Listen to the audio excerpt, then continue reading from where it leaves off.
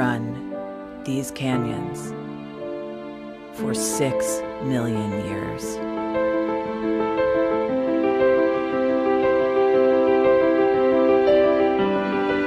I have traveled from the Rocky Mountains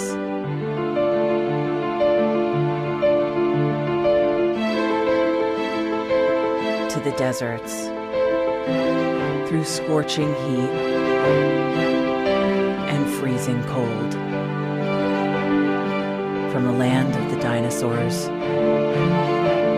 to fields of food.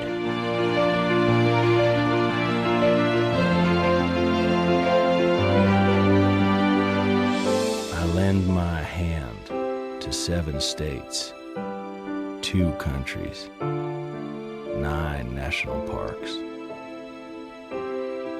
and 36 million people across an arid West. I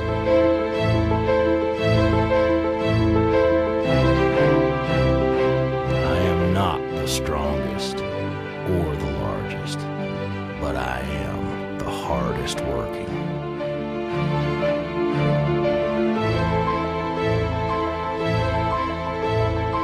People love me. My playfulness, My beauty. my power,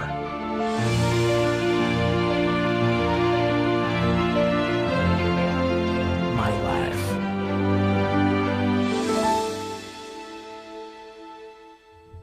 But I don't think I can offer any more.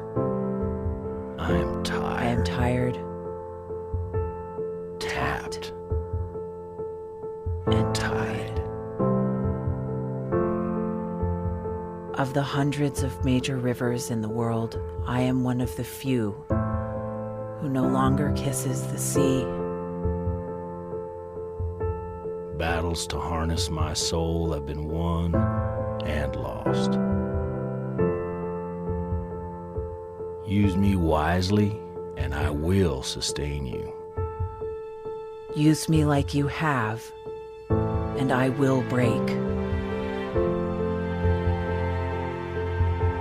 My name is is Red. The Grand River Red. The American Nile. The Canyon Maker. I am the Colorado River. And I am the most endangered river in America.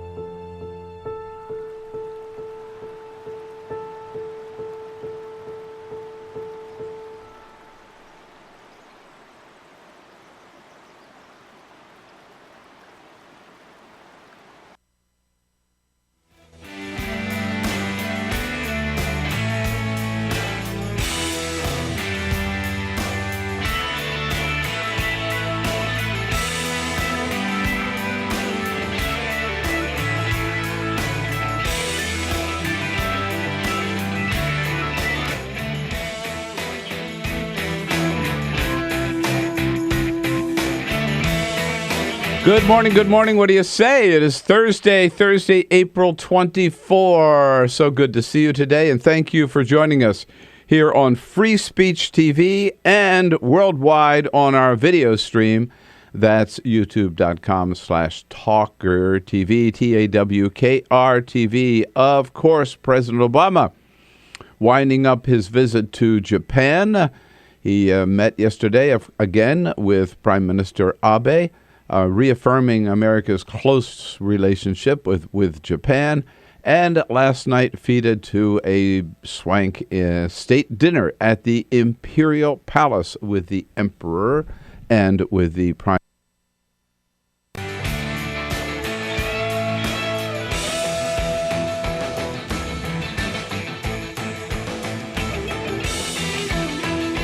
And here we go on a Friday. Are you ready? Friday, April 25. Good morning, everybody. Welcome to the Bill Press Show.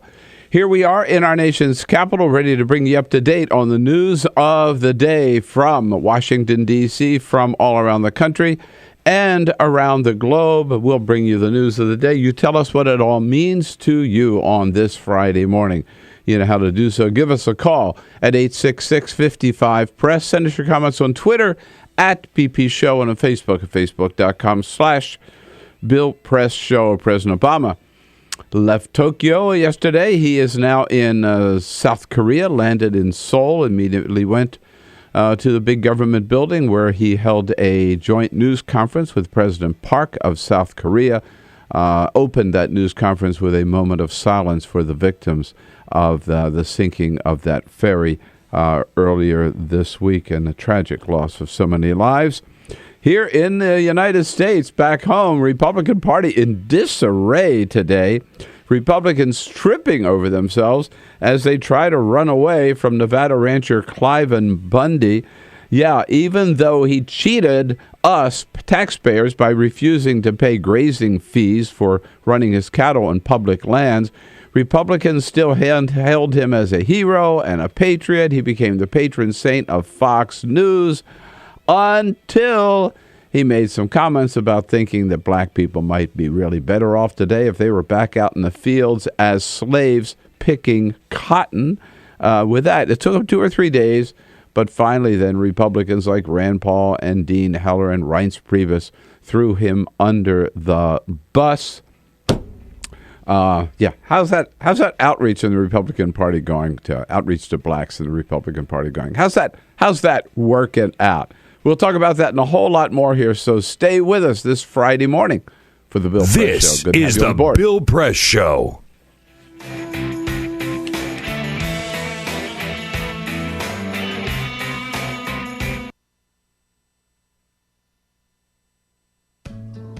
You wouldn't let money just blow out of your house. So when your AC or heater is on, make sure the doors, windows, and fireplace flue are shut tight. If you're headed out, turn down the AC or lower the heat by 10 degrees. And always keep your water heater set at 120. A little bit of common sense goes a long way. Get more great tips at energysaver.gov. So, I'm kind of new here, but I've noticed a trend. My human does this funny thing where she goes around and gets all my toys, and then she hides them in that basket by the door. You know, but it's always the same basket, and it's always in the same place. And then she acts so surprised when I find them, but, you know, she's putting them in the same basket. Again. It's like, hello? That's where you put it last time. You were the worst at hide and go seek.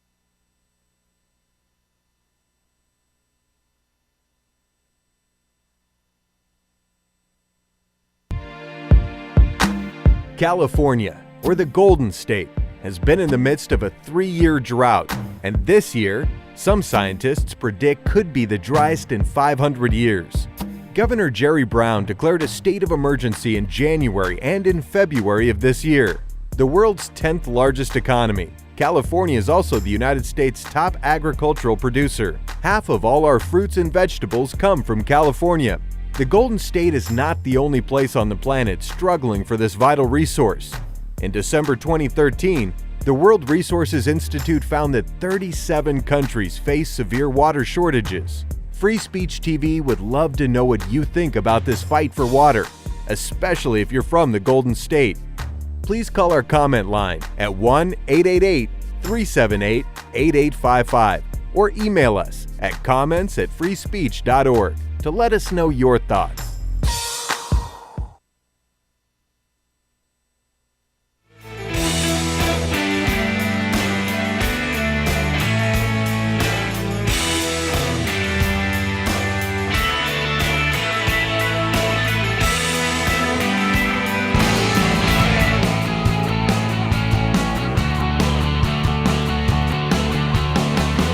Broadcasting around the nation, on your radio, on your TV, and online.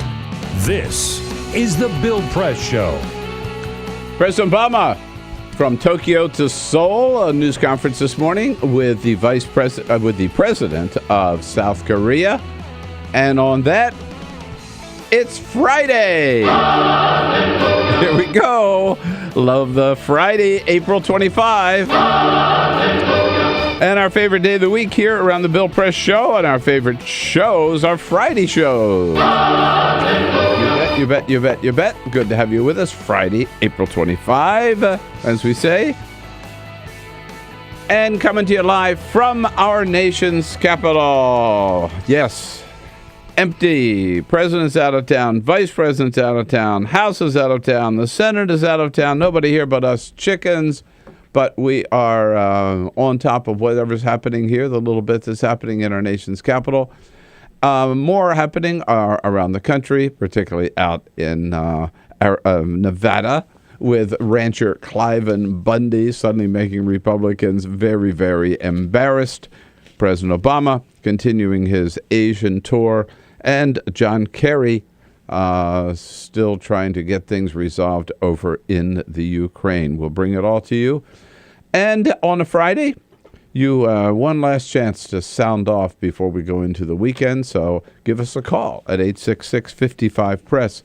Send us your comments on Twitter at BP Show and on Facebook at facebook.com/BillPressShow. Peter Rogburn and Lisa Murphy. Hello, hello. Happy Friday. Good morning. Friday. It's How about it? Friday. Yes, indeed, with Alicia Cruz here. She is on the phones, ready for your call at 866-55-PRESS. And Cyprian Bolding here with the video cams and the lights on so you can see us on Free Speech TV and on our video stream. TawkrTV, TawkrTV, youtube.com/TawkrTV. Lots of sports over the weekend. The Nats here with the Padres. Padres, yes. Didn't get off to a very good start for the Nats last night against the Padres, 4-3. Took it to extra innings at least. Yes, right. We always get the consolation in that. We may lose, but we make them fight to win. Right. That's right. That's our motto. And the Bulls come in town tonight, facing the Wizards. The Bulls 2 down. Big game. And Wizards on their home court advantage. This is a huge game. This is a really huge game. Yeah. Yeah. I mean, if the Bulls can manage to listen, and again, we always have to say, with respect to our good, loyal friends at WCPT in Chicago, we hope that we completely destroy the basketball team. But if the Bulls could pull out a win, that could totally change the momentum. But it's of best everything. of 7, not best of 5. It's best of 7, not best of 5. Right. So it's really important that the Wizards win one of these games tonight or something. By the way, I had this, with this best of 7 for like every one of these matchups, right? Yeah. It's going to be July before we know. It used to be. It's ridiculous. It used to be best of 5 for the opening round, right? Because no one really wants to see a best of 7 series between like the Nets and the Raptors, okay? Yeah. Which is what's happening. And so it's dragging it out longer and longer. Yeah. So get it over with. So as I mentioned, the president is off on his the second stop on his Asian trip. Before he left, as we know, yesterday he not only had some very important policy meetings with the Prime Minister Abe in Japan, a summit meeting with the Emperor and Empress of Japan. Interesting, they still have an Emperor and an Empress. But then the president went to the Science Museum and played soccer with a robot. Jimmy Fallon pointed out this was kind of a role reversal for Barack Obama and Joe Biden. While he was in Japan today, President Obama visited a science museum where he actually played soccer with a robot. Yeah. Biden is negotiating with the prime minister in Ukraine, and Obama's playing soccer with a robot. It's like the White House version of Freaky Friday. Go, diggly,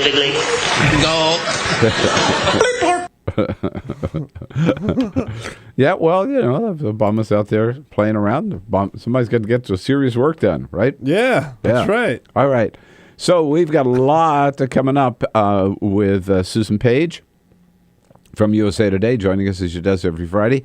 The president of the Machinists Union, our good buddy Tom Buffenbarger, will be here in studio with us, and reporters from from Center for American Progress and from Politico a little bit later. And Republicans, boy, are they red-faced this morning over rancher Cliven Bundy. They can't run away from him fast enough. But first, This is the Full Court Press. Just a couple of other stories making news. A scary moment overnight as Virgin Australia flight going from Brisbane to Bali sent out a hijack alert while en route. Turns out it was not exactly a hijack. It was a drunk passenger who tried to force his way into the cockpit. Just once again, reminder, do not drink more than you can when you get on a big flight. No. The passenger was the passenger was handcuffed by the crew after acting aggressively and trying to get into the cockpit and landed safely in Bali. Yeah. Well, this is that's an advantage of all they've done to fortify, if you will, the locked cockpit doors. Yeah. Yesterday was Take Our Daughters and Sons to Work Day all around the country. We enjoyed having Gray Ogburn here very much. Yeah, we miss him. Here. Yeah, he's a little quieter I know, today. yeah. Well, at the White House, they held an event where children came and hung out. 10-year-old Charlotte Bell was one of them. And when Michelle Obama, First Lady, came to her for a question, 10-year-old Charlotte Bell got up and handed the First Lady a copy of her father's resume. Her father has been out of work for 3 years. He worked on the Obama re-election campaign. He was a campaign worker in 2012 and has been aiming to get a job at the White House for several years. And so this is one way he sort of Trojan horsed his resume in. That's so sweet. Good for him, good for his daughter, and I hope the First Lady got the message. Yeah. But it brings home that long-term unemployment Exactly. in a very powerful way. Absolutely. Yeah. And New York City is having a hard time getting real bagels. According to the New York Post, you used to be able to get crunchy on the outside, fluffy on the inside bagels that had a large hole in the middle. These days, they're all squishy with no real hole, just a little slit. Yeah. They're mass-produced. There's not a lot of character to them anymore. Well, there is a whole movement afoot, again, according to the New York Post, of smaller bakeries who are bringing back real New York City bagels. So... Well, let's hope so. Don't mess with my bagels, right? Yeah, man. I mean, seriously. There are people... people get into bagels. Oh, yeah. And they got to be the real thing, and they know where to get them, and Yeah, there you go. Build a better bagel. And they'll be the path to your door.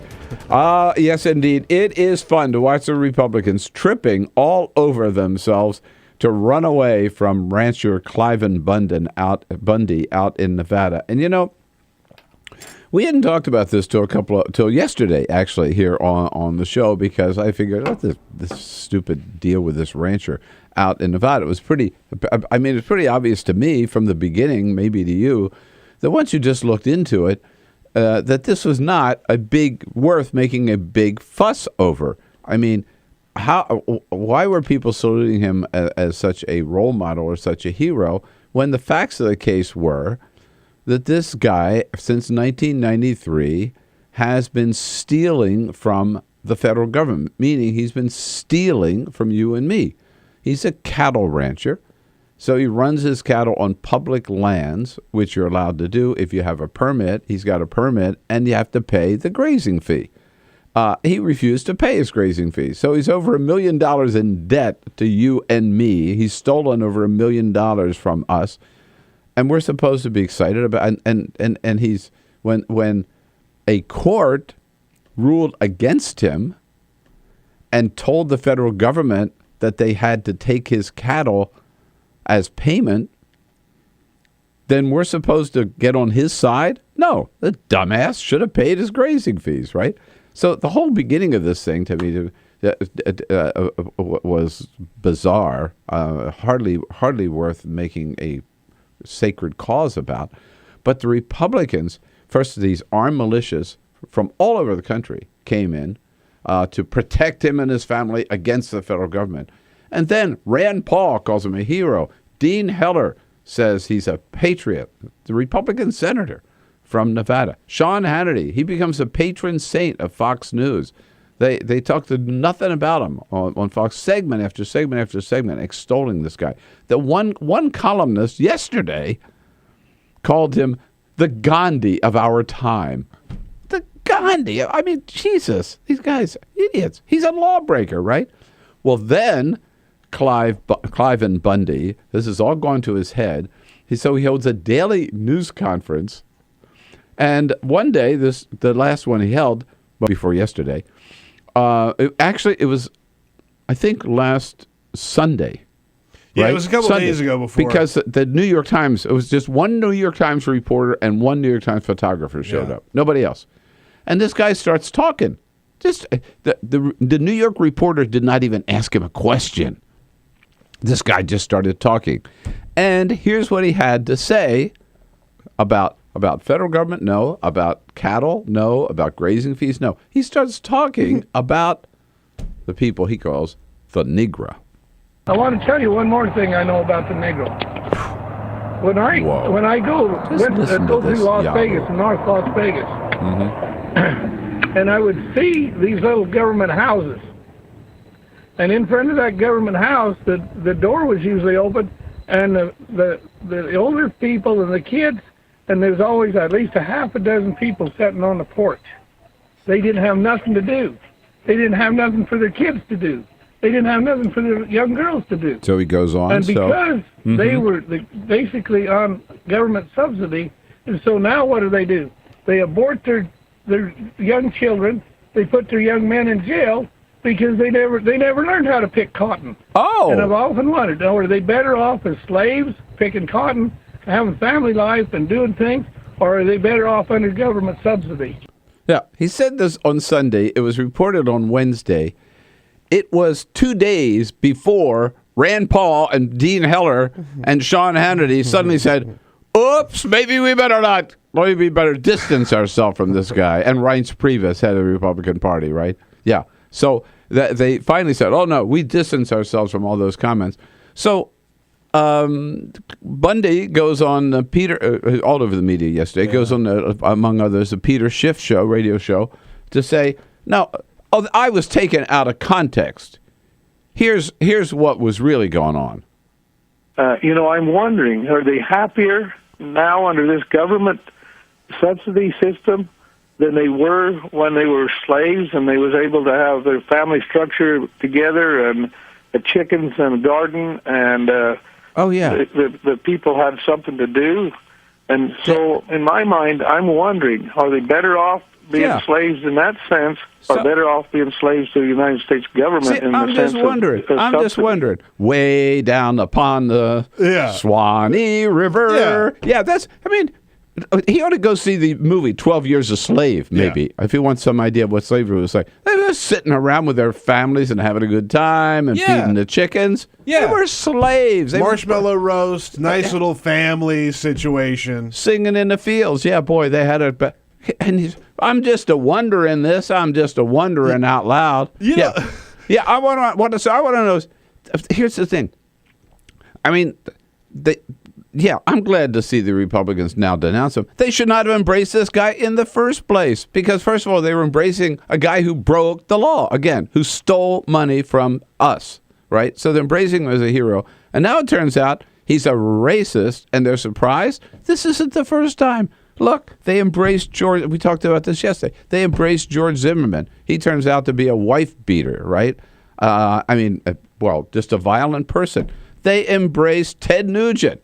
He turns out to be some kind of racist nut, right? And violent, crazy. Yeah. They embraced the Duck Dynasty guy. It turns out to be this gay hater, And now they embrace Cliven Bundy, and they've got egg on their face again. So what I want to know is, Sarah Palin says, how's that Hopi changey thing working out? Yeah. How's that reaching out to affirmative to minorities working out, huh? How's this outreach of the party, to blacks and Latinos and the gays working out for you, huh? Yeah. If you stop embracing these yahoos and these bozos, maybe people would start believing that you're not the extremist party that you really are. I mean, this is hugely embarrassing. The thing I think about this that is so interesting is they have spent so much time over the past couple of weeks saying, America needs to look at Cliven Bundy. Look at this situation. Well, let's look at him. Look at this man. Why aren't we talking about Clive and Bundy? Yeah. Why won't we talk about it? Okay, let's talk about it. Let's talk about your friend. Okay, good point. So Fox News has talked about nothing but Clive and Bundy. He became the patron saint of Fox News until yesterday. Now that all this crap has come out, right, they don't want anything to do with him. So Joe Trippi's on Gretchen Carlson's show yesterday afternoon, and he tries to make this point. Listen to what happens to Joe Trippi. The federal government cannot approve a route that the state of Nebraska hasn't approved. And the same people, by the way, who argue about Bundy Ranch, that the feds are coming in. All right, let's not bring that into this discussion. I don't want to bring that into this discussion. All right, Tony, respond to that. No. Let's not bring that up. Yeah, oh, my God. No. Oh, my God. Whatever you do, don't talk about that. Unbelievable. I love it. Yeah. All right. Clive and Bundy, your comments, your thoughts. The Republicans, egg on their face, but you know what? It says a lot. It says a lot that they were so quick to embrace this guy. 866-55-PRESS. What does it tell you about this Republican outreach? Impressive, huh? 866-55-PRESS. This is the Bill Press Show.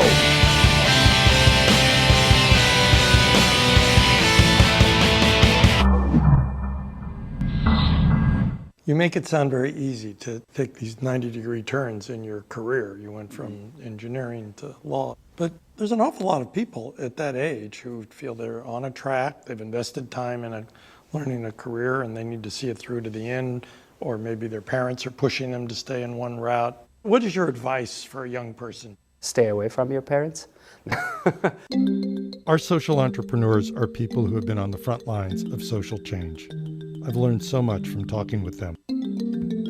This is Cafe Impact, and I'm Jonathan Lewis. My mom is a pretty spectacular human being. We essentially came to the United States as refugees. And that is when I really got to understand who my mom was as a person. Being a refugee in a foreign country, you would think that it would affect you so much. It was like my mom, nothing changed for my mom. What was really at her core and her center was always being with her kids and getting to spend time with them and making sure that they were okay and making sure that they could still go out and play soccer. I knew that if my goal was to go to Liberia and to work on economic justice so that, kids could go to school and have access to a doctor if they have malaria, that if I bet on their moms, we win. I think I just come from a lineage of kick-ass women is all I can say. My grandmother came to this country from Mexico as a single mom with 5 children. And I, have an amazing mother who had 3 children, was going to school, working full-time. I mean, almost my story. But she did that and got her bachelor's degree at 40. And so I had a great role model. When I came home and told my mom I was pregnant, her response to me wasn't, your life is over. Her response to me is, well, I want a plan. You need to, let me know what you're going to do about this because you're now responsible for somebody else. I was the first one in my family to go to college, and my parents were very proud of it. They both had to work. My mom in a factory and my dad in the supermarket, and I was their success story. However, on graduation day, they said, are you going to be a doctor? Are you going to be an engineer? You're going to be a businessman? What are you going to, lawyer? I said, I'm going to join the Peace Corps. And they said, what? My parents were very much opposed to this, and it was very difficult. How much pressure did they put on you? Tremendous pressure. Up until we were leaving from O'Hare Airport for me to go to Peru, my mother questioning me, like, where is Peru? You've never been out of the country. What do you know? Do they have doctors? Do they speak English there? What are you going to eat? You like my cooking? I said, Mom, I'm going to be a pioneer. Why do you always have to be the pioneer? Let them do it. Let them come back, and then you go. I said, no, I want to be the first to go. I grew up in a pretty rough neighborhood, so there was a lot of gang activity. And one of my friends actually was murdered on a basketball court when a 15-year-old child shot him in the back of the head. And I was just hopeless. And my mom actually, she brought me to a place of empathy for the kids who were involved in actually murdering him. Because my mom sort of said, look, where do you think those kids are coming from? And then she said, so if you're angry about it, do something. Actually change the way this world works.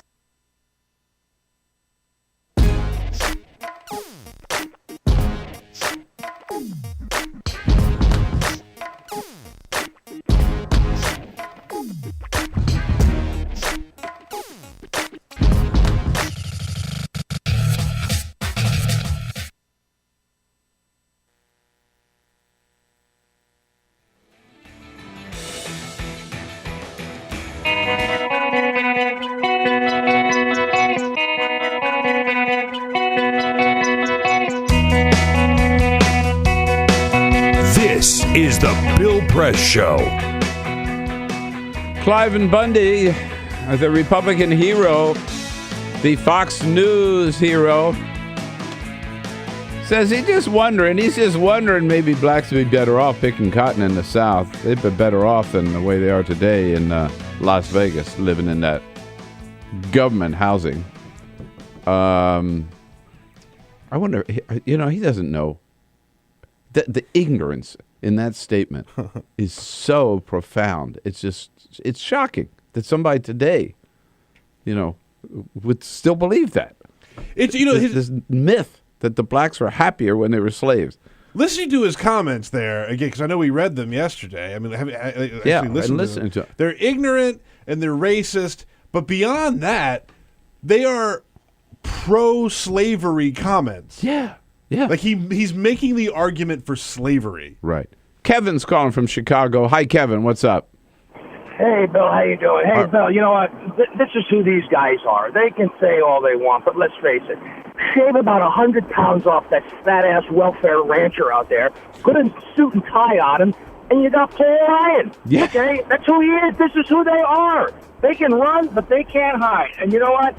Are they that stupid collectively as a group that they just continually embrace these morons? Or is that just who they are and they can't help themselves? Because that's the box that they've painted the Republican Party into.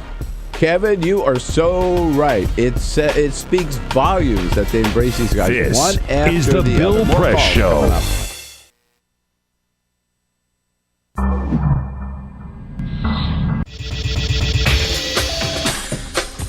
Tune into Free Speech TV for Democracy Now!, a national, independent, award-winning news program bringing you people and perspectives rarely seen on corporate media. I talk to undergraduates and graduate students who are desperate to go out and start something and build something and be the one to come up with that silver bullet solution. And I just want to say, slow down. Our social entrepreneurs are people who have been on the front lines of social change. I've learned so much from talking with them. This is Cafe Impact, and I'm Jonathan Lewis. Most of the people you're talking to who want to come into the social change space, are they prepared? If you're early in your career, there's a couple of really important things to do.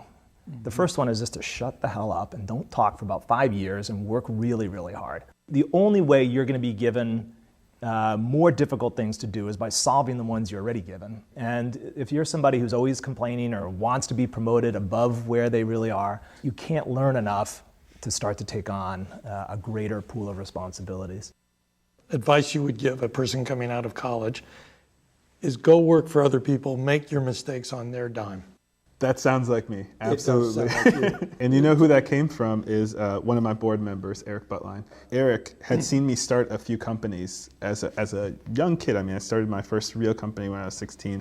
And Eric said, Chid, do me a favor. I know you have this thing in your head that you think you're this great entrepreneur, but go work for somebody for a little while and just learn how things are supposed to be done. And when you're done with that, let's have another conversation about your next venture. And I think another thing to remember, and this is something that I've really only learned in the past couple of years, is that although the problems are urgent and so important for us to address, I need to have more patience. I'm not going to solve those problems on my own. You're not going to solve those problems on your own. I'm an apprentice in all of this. I'm an apprentice in life. I'm an apprentice in problem solving. I'm not going to change the world until I'm at least 65. That's my goal at this point.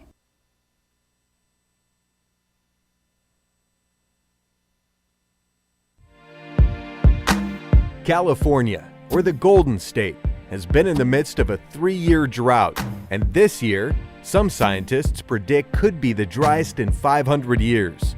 Governor Jerry Brown declared a state of emergency in January and in February of this year. The world's 10th largest economy, California is also the United States' top agricultural producer. Half of all our fruits and vegetables come from California. The Golden State is not the only place on the planet struggling for this vital resource. In December 2013, the World Resources Institute found that 37 countries face severe water shortages. Free Speech TV would love to know what you think about this fight for water, especially if you're from the Golden State. Please call our comment line at 1-888-378-8855 or email us at comments@freespeech.org to let us know your thoughts. Tune into the Thom Hartmann Program, a live broadcast featuring the nation's #1 progressive talk show host. Phones open at 3 p.m. Eastern, only on Free Speech TV.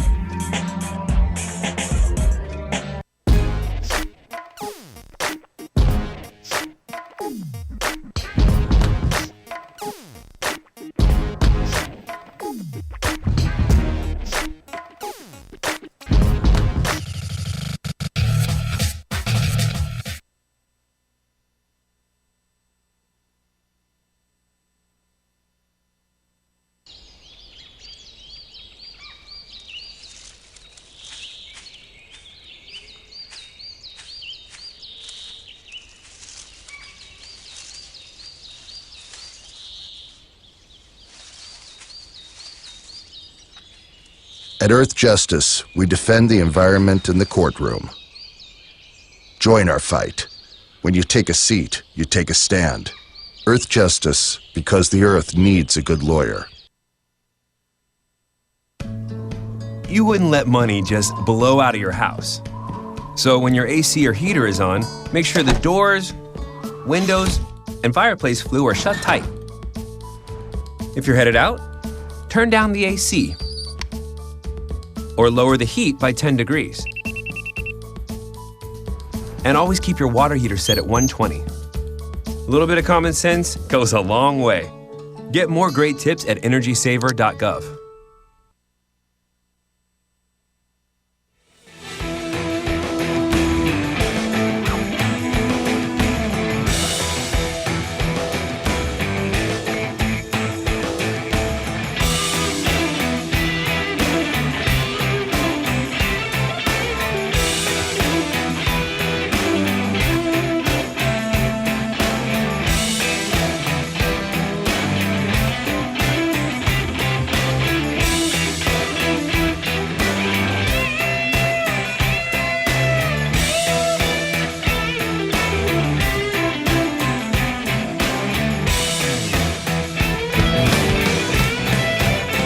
All right, Susan Page from USA Today joins us in our next segment. Right now we're talking about Republicans who are rushing to throw rancher Cliven Bundy, well, halfway under the bus, right?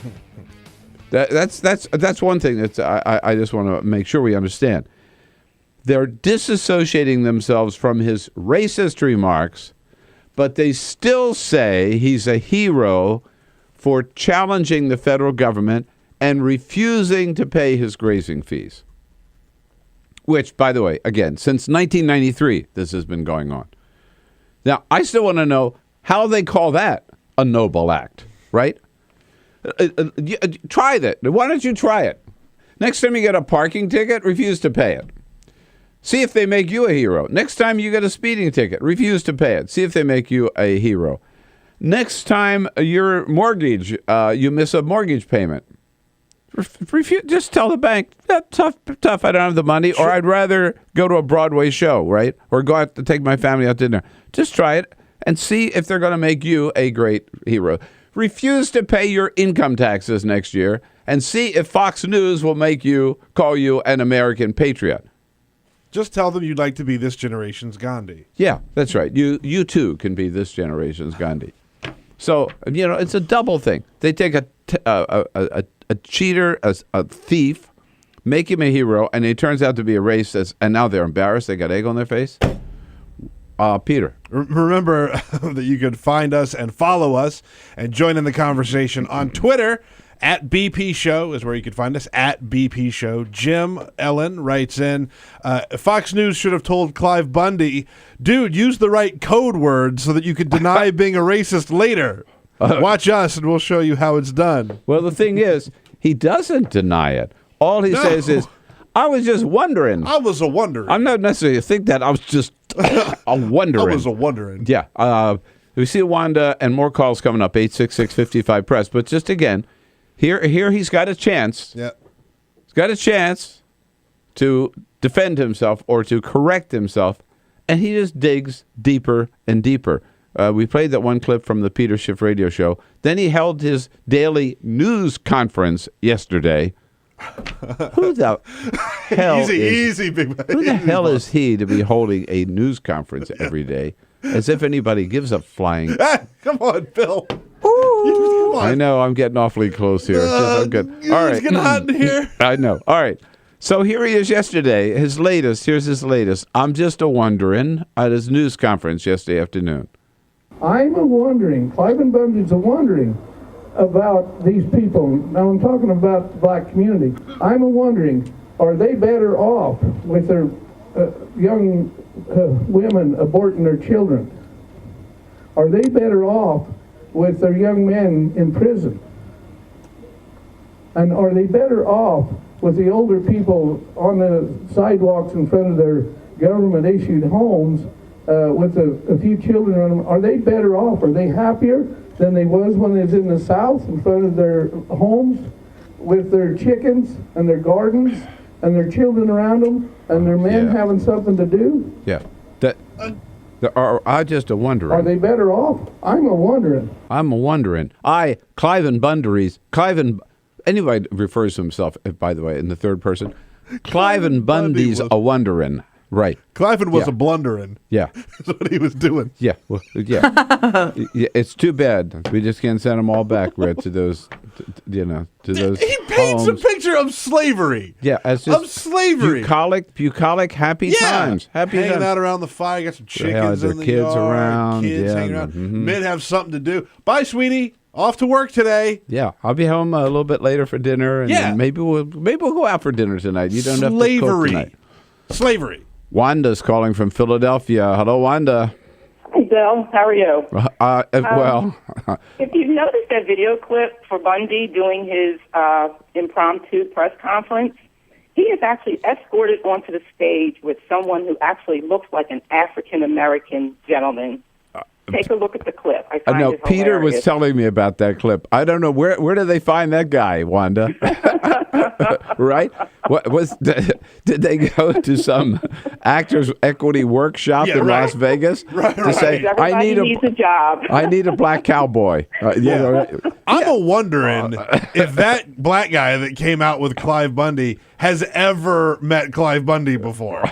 I'm wondering. Cliven. You have to call him Cliven. Well, I like. It's pretty scary. Yeah, I'm glad Wanda pointed that out. Yeah.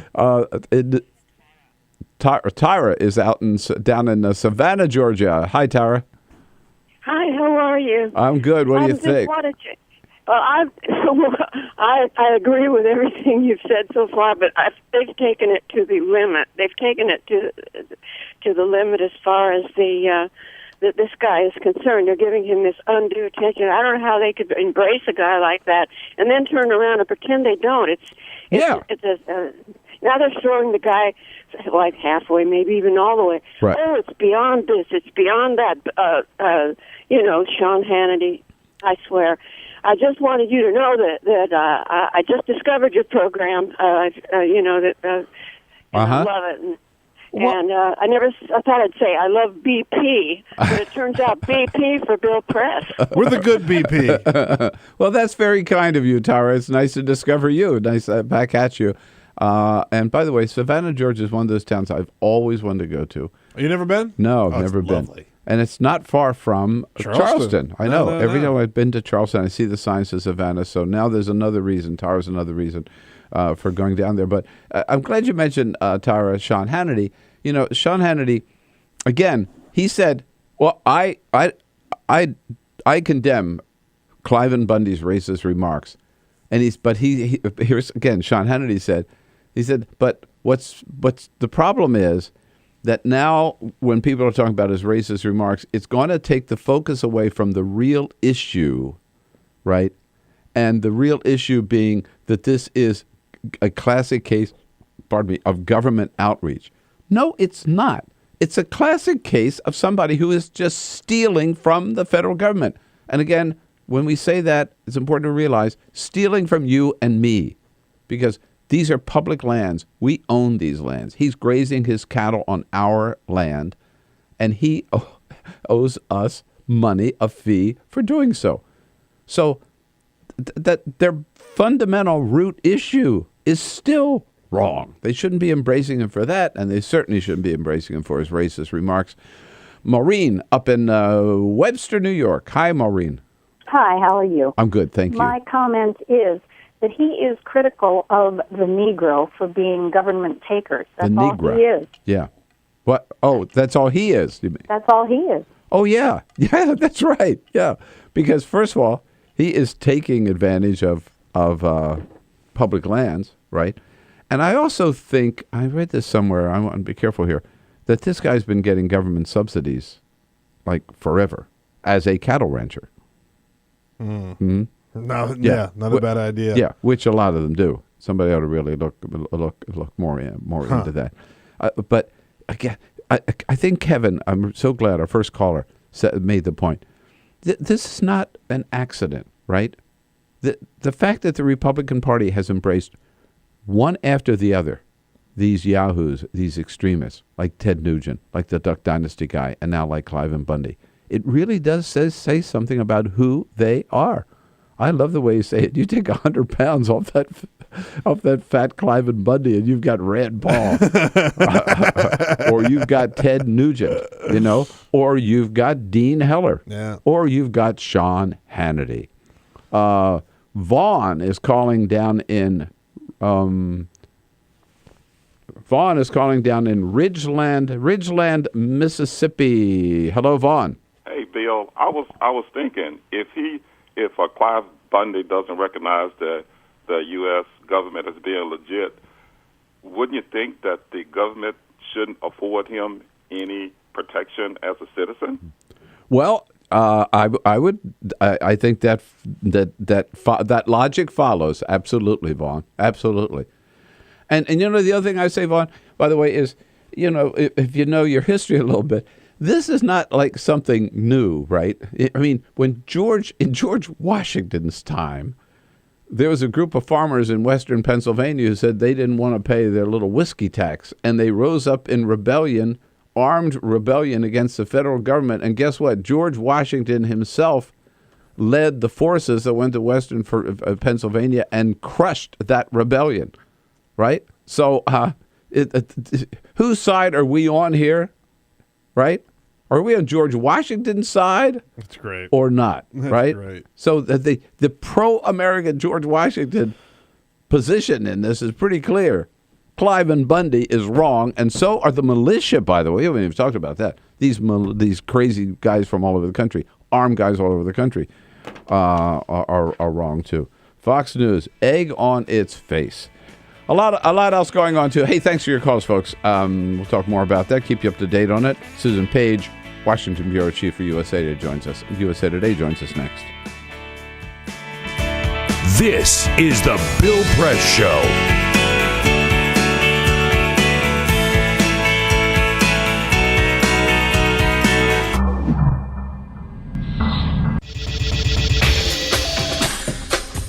Tune into Free Speech TV for Democracy Now!, a national, independent, award-winning news program bringing you people and perspectives rarely seen on corporate media.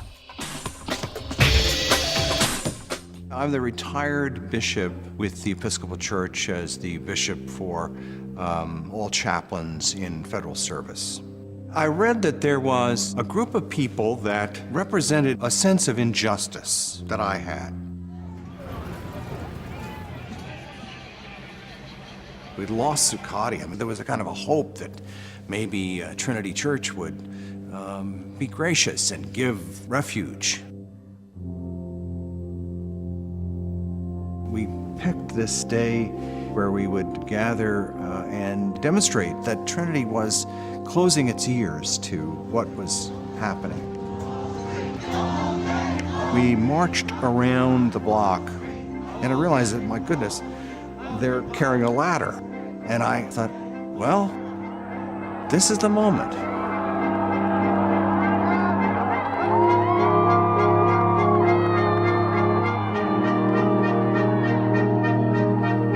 You could feel a spiritual presence. You could feel a certain something.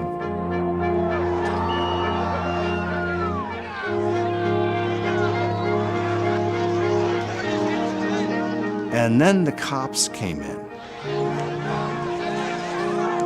It got brutal. I'm with you right here. Robin, I'm here. The church needed, in this moment in history, to stand alongside of these protesters. The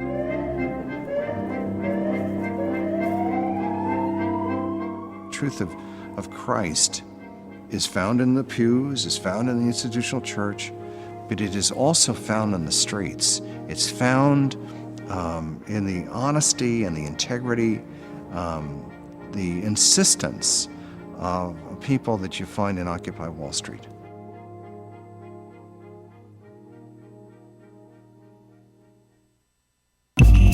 Tune in to Gay USA with hosts Ann Northrup and Andy Hum for in-depth coverage of lesbian, gay, bisexual, and transgender news. Watch Gay USA every week, only on Free Speech TV.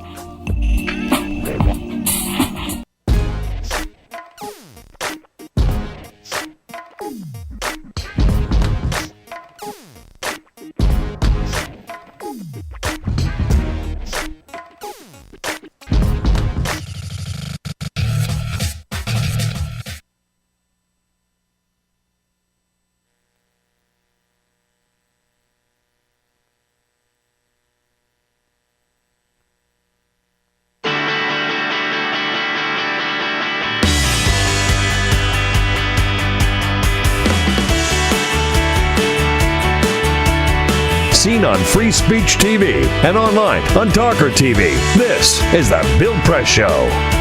Friday morning, April 25, 12 minutes before the top of the hour. From a nation's capital that is pretty quiet these days. But one thing that livened it up this week, Elizabeth Warren out with a new book. What does this mean? What's the timing of it all mean? Susan Page was right there to talk to Elizabeth Warren today. Susan Page, our good friend and Washington Bureau Chief for USA Today, joining us on our newsline this morning. Hi, Susan. Good morning. Good Friday morning to you, Bill. Good Friday, yeah. So what's Elizabeth say? What's this all about? Well, she says that she wants to stand up for the middle class. She says it's in peril by policies that reflect the interest of big business and corporations.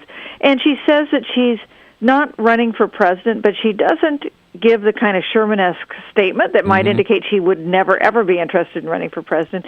Definitely an interesting figure who, just got elected in 2012 to the Senate, really new to the political scene to be such a force in it. She is a force. What did she say about Hillary? She said that she'd support Hillary, and of course she's one of the women senators who signed that letter urging Hillary to run. She had been critical of Hillary Clinton in a previous book, not in this book. This book she's mentions Hillary Clinton only in passing, but in a positive way. So I think she assumes, like all of us, that Hillary Clinton runs for president and gets the Democratic nomination. But long time, 2 years is a long time in politics. No, it really is, yeah. But there are a lot of. I talked to a lot of progressives who really would love to see Elizabeth Warren run in the primary, at least, right? And challenge Hillary. Do you think they want? Yeah, because they think it's important to get the message out, and to talk about the issues that Hillary would otherwise not talk about. But I don't know that Elizabeth Warren would do that. I guess I would be surprised, but at this point, 8 years ago, we would have been surprised if Barack Obama chose to run. Yeah. So, you never want to be too sure that you know how things are going to turn out. Right. So is she's off on a national book tour now, I guess, Big right? book tour, lots of TV interviews. Yeah, I'm sure you've seen her. You should have her on the Bill Press Show. We have our request in, Stay Susan. tuned. Yes, stay You should tuned. absolutely stay tuned. do that. Yeah, okay. President Obama, meanwhile, second stop now of his Asian tour. Anything accomplished here, or how do you read it? Here, has this been a star-crossed region or what? I mean, he's canceled this trip twice. Yeah. He finally goes on it. He fails to get the trade deal that they've devoted a lot of attention to. Meanwhile, the Middle East peace talks, which of course hadn't been going so great, fall apart. I think he must be happy to get back home and talk about the Affordable Care Act compared to how things have gone in Asia. Yeah, I mean, it's just it's a combination of things, as you point out. Middle East peace talks, about Ukraine is still a problem, right? I mean, despite the agreement last Friday, they haven't abandoned any of those buildings. He's in South Korea, where everybody's preoccupied with the daily news of the recovery efforts of this horrific ferry accident. Yeah. I mean, they started the news conference today with a moment of silence. Oh, man. In memory of those victims. So, and I'm sure it seems this trouble plagues him. Like every stop. Well, and the most serious problems that he faces in the world aren't on this trip, although they're not far from his mind, I'm sure, and that's got to be Ukraine and Russia and Syria.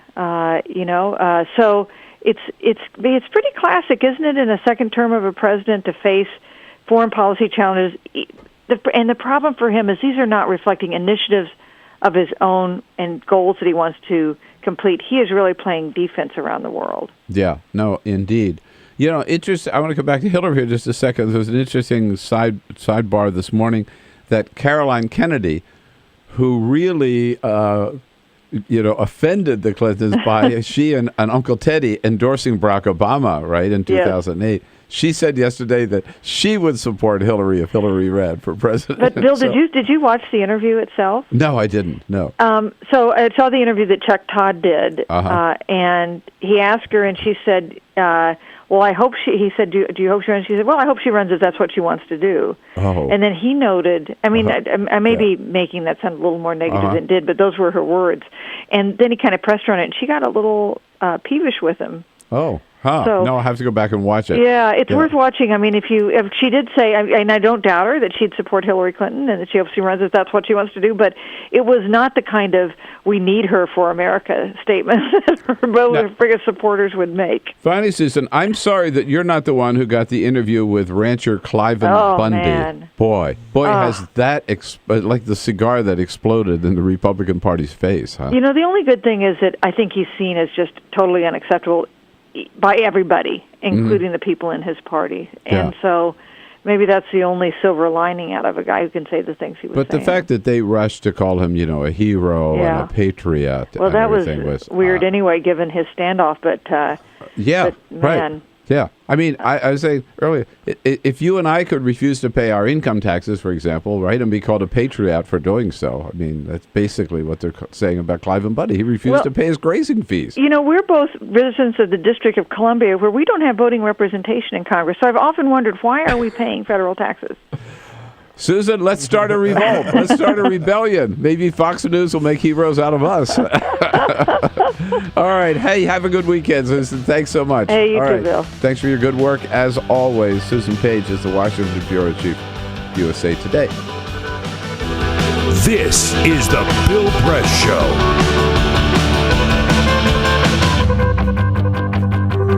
This is my computer. This is your computer. Let's go on the internet. Let's go. Click it. Yes. Okay. I cursor in between the R and the E. Pressing down, I want you to just push the period. She's gonna love me all over again. That's it. Jamaica, here you go. Here we go. Good job. Thank you. Thank you. And I did it by myself. Feel smarter. So, I'm kind of new here, but I've noticed a trend. My human does this funny thing where she goes around and gets all my toys, and then she hides them in that basket by the door. But it's always the same basket, and it's always in the same place. And then she acts so surprised when I find them, but, she's putting them in the same basket. Again. It's like, hello, that's where you put it last time. You were the worst at hide and go seek.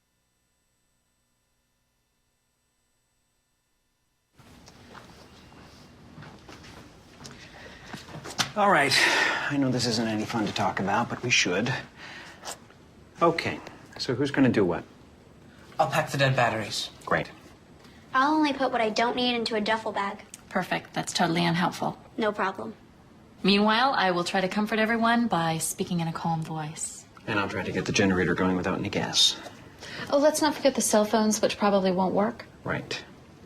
And who is going to handle supplies? I can forget to do a list for us.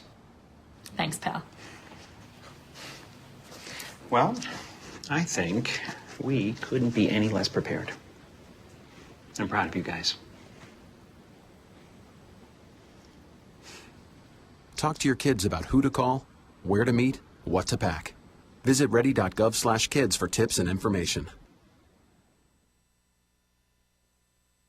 Hey, thanks for stopping by. You know, I followed your character since the first episode. I'm a big fan, big fan. Thank you. And listen, your storyline, it makes for incredible TV drama. Thing is, your drug use is very adult content. Too adult for the kids. So I'm gonna have to block you. Oh, man. Yeah. Well, have a good one. You're a nice lady.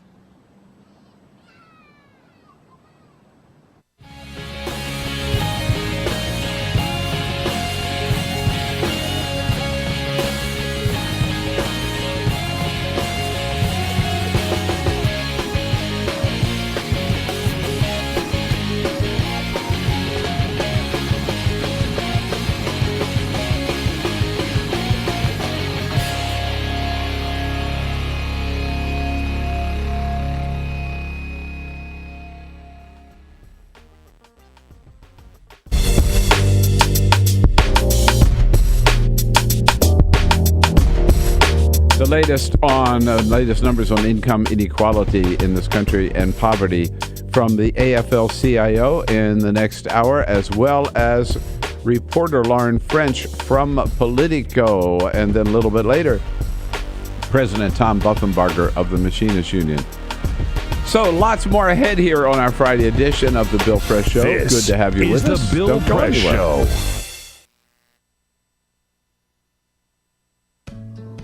You wouldn't let money just blow out of your house. So when your AC or heater is on, make sure the doors, windows, and fireplace flue are shut tight. If you're headed out, turn down the AC or lower the heat by 10 degrees. And always keep your water heater set at 120. A little bit of common sense goes a long way. Get more great tips at energysaver.gov. So, I'm kind of new here, but I've noticed a trend. My human does this funny thing where she goes around and gets all my toys, and then she hides them in that basket by the door.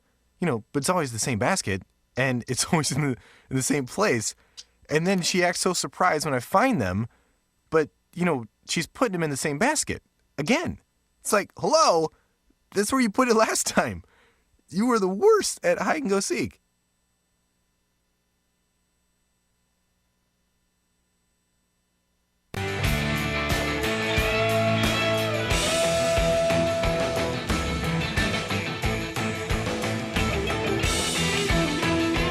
And here we go on a Friday. Are you ready? Friday, April 25. Good morning, everybody. Welcome to the Bill Press Show.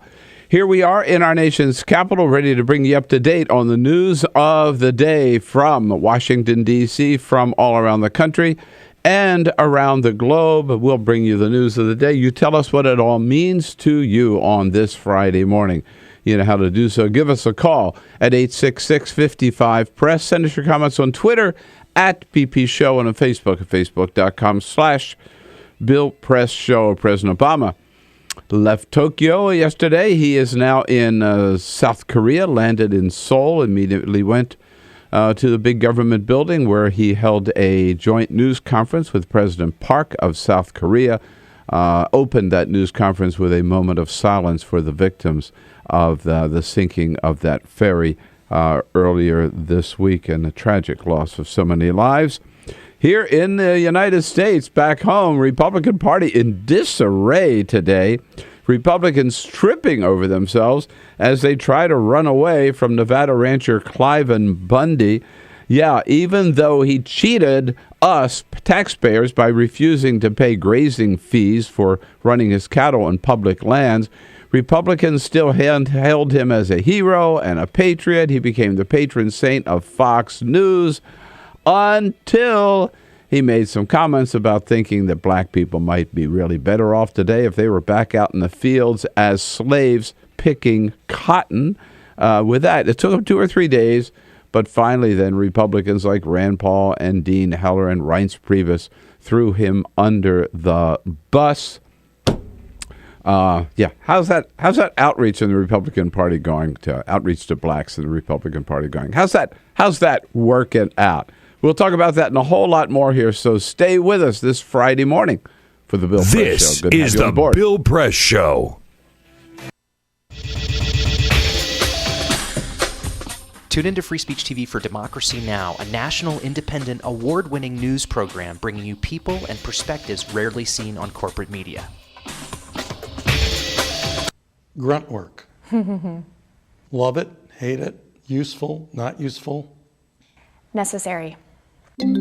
Our social entrepreneurs are people who have been on the front lines of social change. I've learned so much from talking with them. This is Cafe Impact, and I'm Jonathan Lewis. I will say that I think is a challenge for anyone, especially the new workforce as they come in, is the ability to accept grunt work with grace. The most boring, awful details are the most important elements of doing this work. From the way you save names in your Rolodex to the way you bank and you deposit checks. The truth is, this work isn't glamorous, it's rewarding. You don't go into this for the glamour, you go into it for the impact. And so it takes that determination to do the scut work to actually get anywhere. It can be really challenging in a first job for someone who's coming out of finishing school to have the enthusiasm that they do to make the type of social impact that they've dreamed of. And now they're here in this first job and all of a sudden they're shouldered with all this grunt work. And they don't understand and they don't get it and they're resentful. Talk more about the power of answering phones. Sure, I did that myself, took out the trash, cleaned offices when I had to, and it's all good. There's power in being a good team player and being somebody who sometimes has to support other people's leadership before you get to have your own moment in the sun. Is it hard to wait? It is absolutely hard to wait, especially if you're an alpha female like I am. I think grunt work can help a new employee build trust internally and teach them the nuances of how an organization is run so that they can have a real good sense of what HR is doing, what finance is doing, what all the other departments are, and that actually makes them a better employee in the long run. So in my role on a daily basis, I literally can be looking at a new venture in software. We could be looking at a microfinance deal. I could be making coffee, taking out the trash, and riding a tractor on any given day. Have you found people who thought it was demeaning that they were given this job, work in the front office and make the coffee when they graduated with all A's from this great university? And, people like that just don't last very long in our world. If your approach to life is that, you're so smart and you're such a fabulous entrepreneur that you can't understand why people aren't giving you opportunities, it's really hard to advance.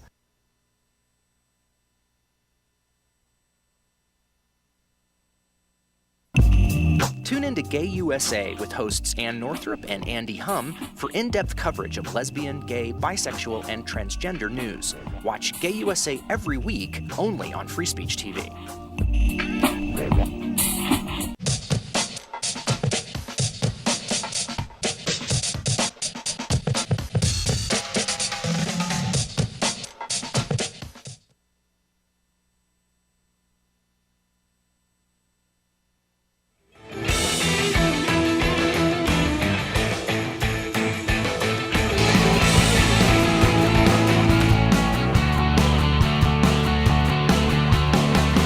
Broadcasting around the nation, on your radio, on your TV, and online.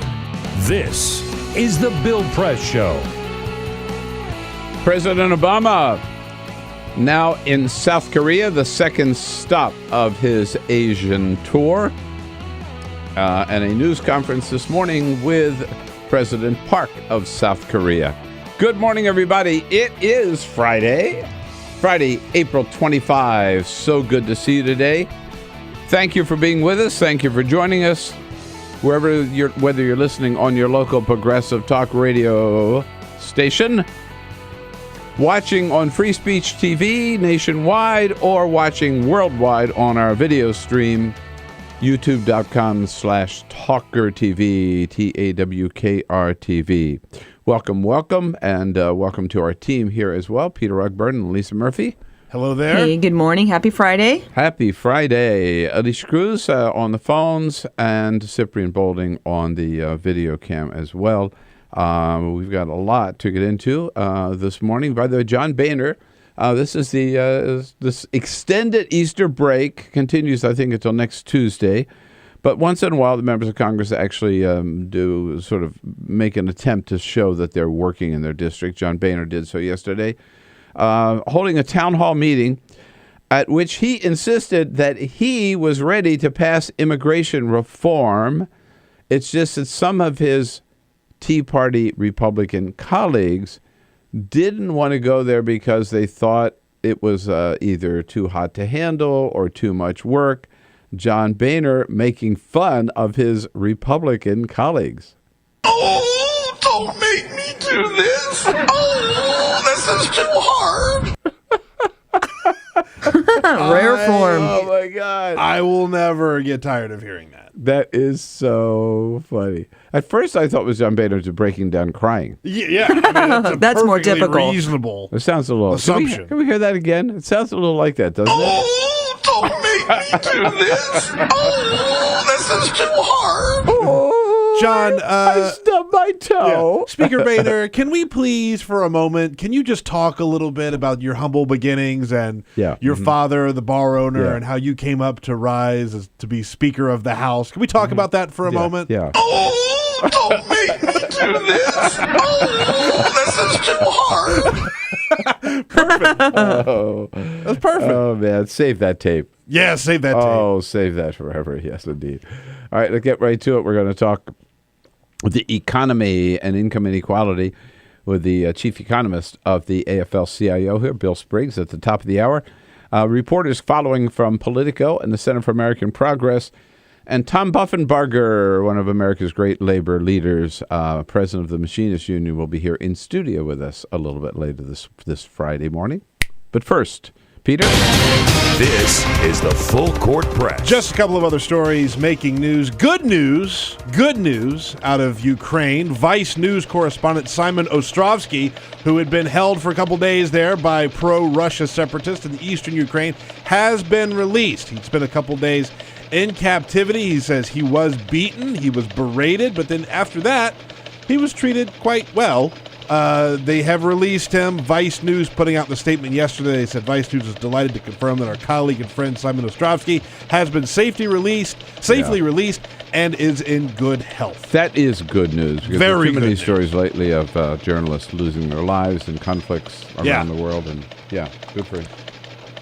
Congratulations to Seth Meyers. He was announced yesterday as the next host of the Emmy Awards. The Emmys will be airing on NBC August 25th, later this year. Neil Patrick Harris hosted last year and did a great job, frankly. He's on Broadway right now, though. He is indeed. Yeah. And so Meyers, obviously they're pushing Seth Meyers because he's the new host of Late Night with Seth Meyers. So he is going to be hosting that again August 25th. I got to tell you, he did an incredible job at the White House Correspondents' He's Dinner. a funny guy. Yeah. So he's a funny guy. Yep.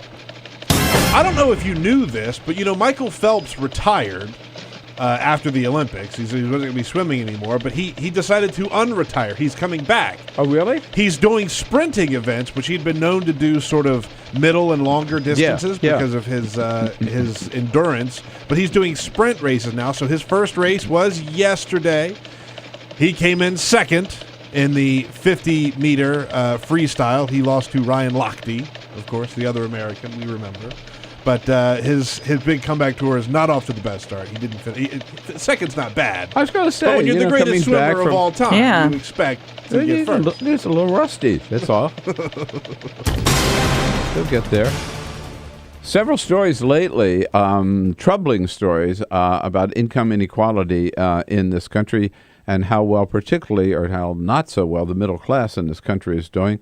One of the best sites that I go to and for any information on this whole subject area is the AFLCIO's website, AFLCIO.org. Bill Spriggs is the chief economist for the AFL-CIO, joining us on our news line this morning. Hey, Bill, good to have you with us. Good morning. Thanks for having me. I appreciate it. So the first thing that prompted our call was the story in the New York Times earlier this week that while the wealthiest of Americans are still the wealthiest people on the planet, wealthier than any wealthy people in other countries, our American middle class and American poor don't stack up as well as they used to, right? That's correct. And I think the most telling way in which the New York Times presented the data was they went from 1980 to the most recent data that the Luxembourg study has. And then they stacked it up by decile, so you could see the progression of the United States falling behind. So in 1980, you saw that Americans compared to people at the bottom 10%, all the way up to the top, were the wealthiest at each of those deciles. And then you slowly see it erode from the bottom coming up to the middle until now we get to the point where it's everyone from the median, the 50th percentile, on down are no longer the best off. And that's important because what we know happened in 1980 was we changed the whole deal with the American people. Ronald Reagan attacked the poor.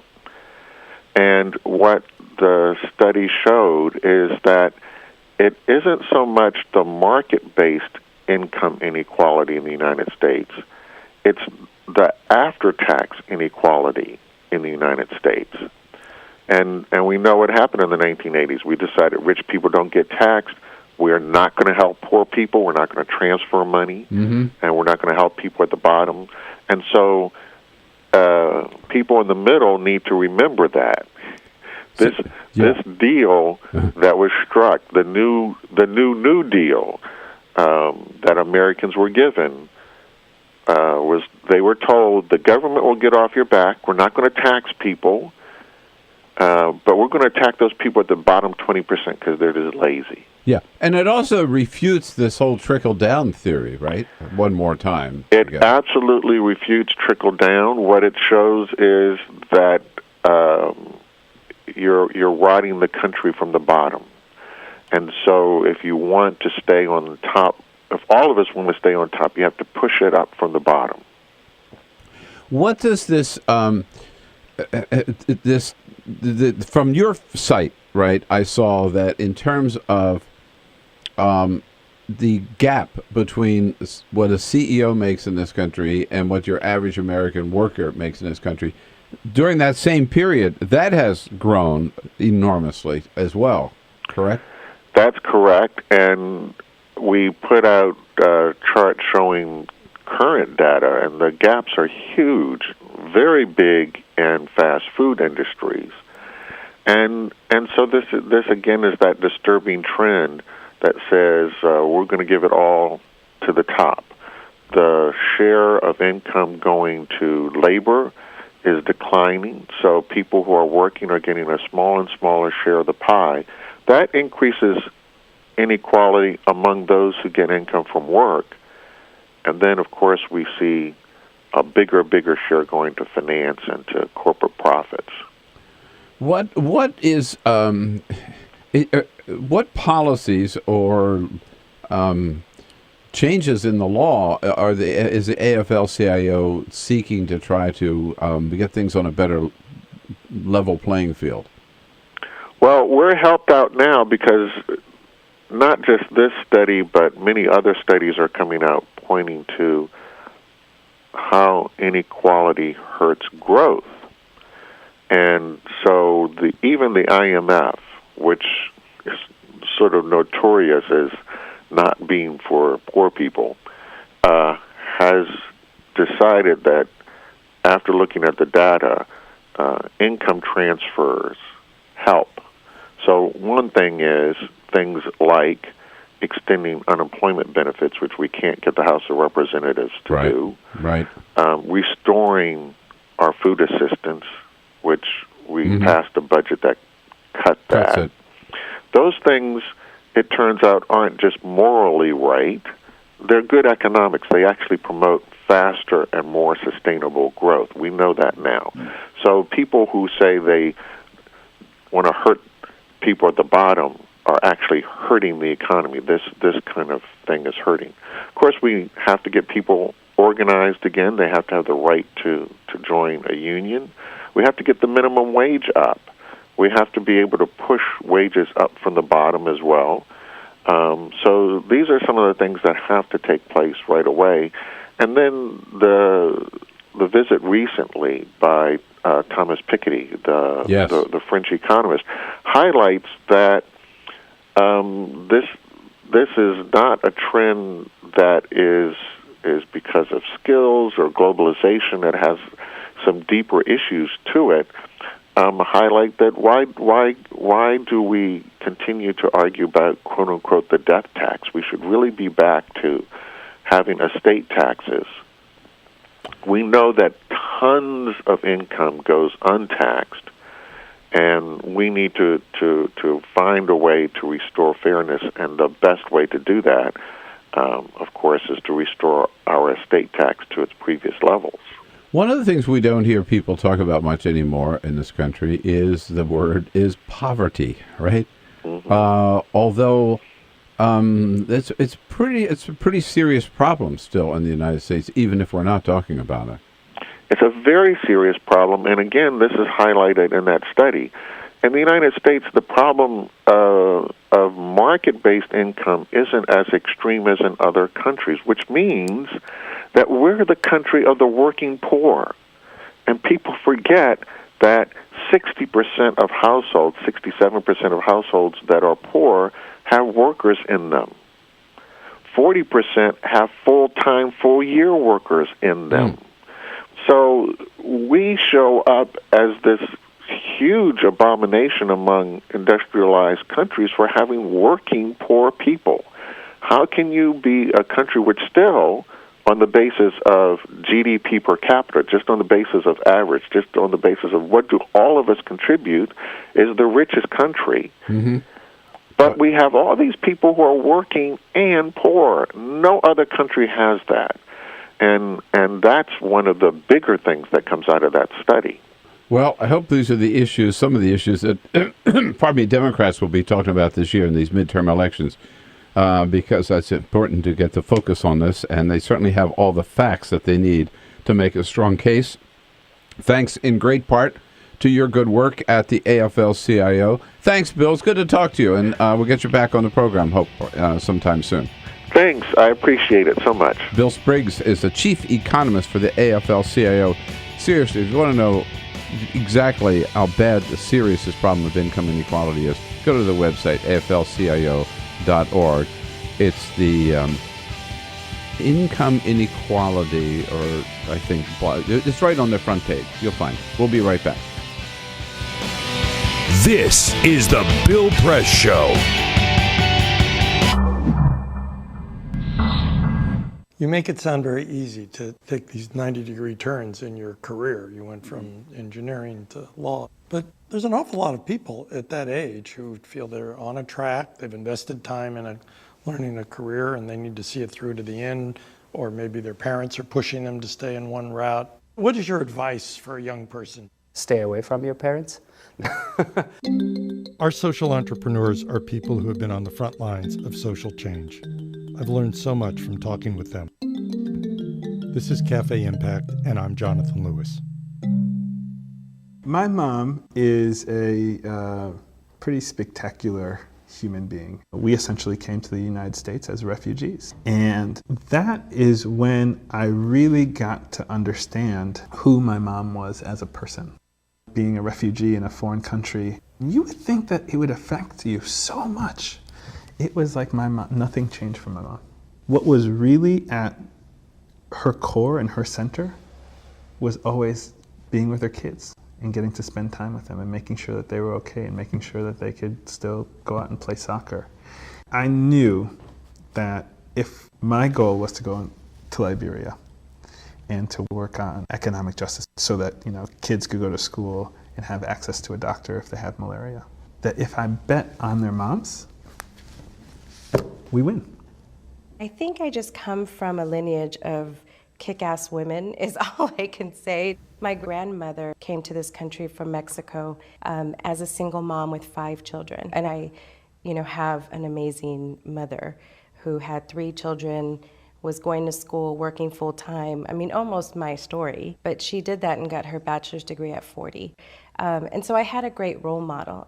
When I came home and told my mom I was pregnant, her response to me wasn't, your life is over. Her response to me is, well, I want a plan. You need to, let me know what you're going to do about this because you're now responsible for somebody else. I was the first one in my family to go to college, and my parents were very proud of it. They both had to work. My mom in a factory and my dad in the supermarket, and I was their success story.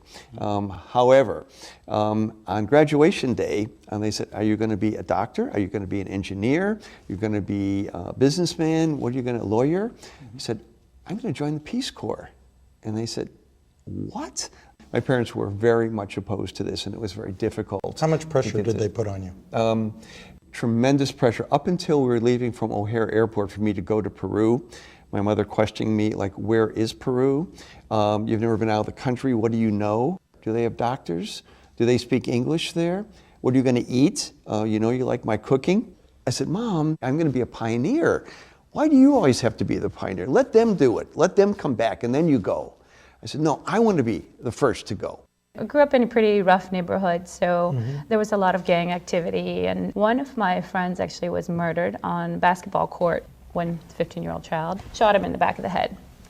And I was just hopeless.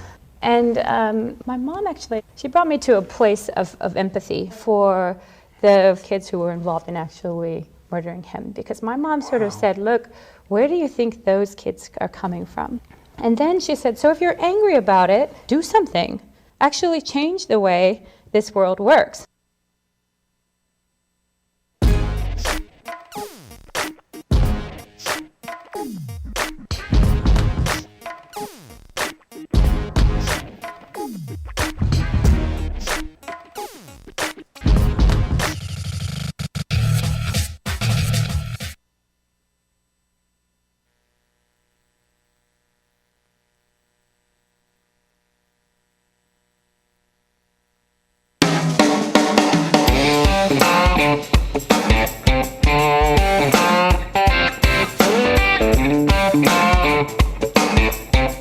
This is the Bill Press Show. Okay, Lauren French, congressional reporter for Politico, in studio with us in the next half hour.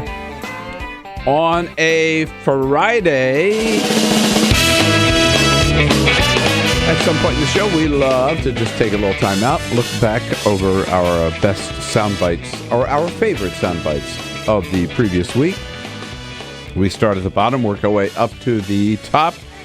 Starting off this morning, President Obama, Easter Sunday, saying, here is what it's all about. Number 5. Common thread of humanity that connects us all, not just Christians and Jews, but Muslims and Hindus and Sikhs, is our shared commitment to love our neighbors as we love ourselves. The golden rule from President Obama. The day after Easter, of course, was the Boston Marathon. At our White House press briefing, Jay Carney started off the press briefing with congratulations to the winner for the first time. Well, we'll let Jay Carney tell you what a historic event this was. Number 4. I just wanted to congratulate, on behalf of the President and everyone here at the White House, Meb Keflezighi, who just won the Boston Marathon, first American to do so in 31 years. Meb Keflezighi. All right. It's a good American name. Yeah, right. That's it. Sounds like It he's is from American. Chicago or someplace. I don't know. Stephen Colbert, who will take David Letterman's place, appeared with David Letterman and read from an audition, a job interview, actually, that he had done back in 1997 as a writer on the Letterman Show, coming up with a list of favorite cocktails for Santa at Christmas. Number 3. Number 5, no room at the gin. Chill martini glass filled with gin until there is no room for anything else. Number 4, on Comet, on Cupid, on Dasher, wine spritzer. I love that. Number 3, king of the juice. Any available juice, any available liquor, wedge of matzah. Number 2, Jack Frost, equal parts Jack Daniels and snow, seasonal. And number 1, cocktail for Santa, Silent Night Train. And as we said when we first heard those, how timely still today they are. He could read those this December, and it'll still be good, and maybe he will. Yeah. President Obama, as part of his trip to Japan, wasn't all talking policy. He went out to the Science Museum, met a robot, and was invited to play soccer with this robot. The president a little afraid that the robot might.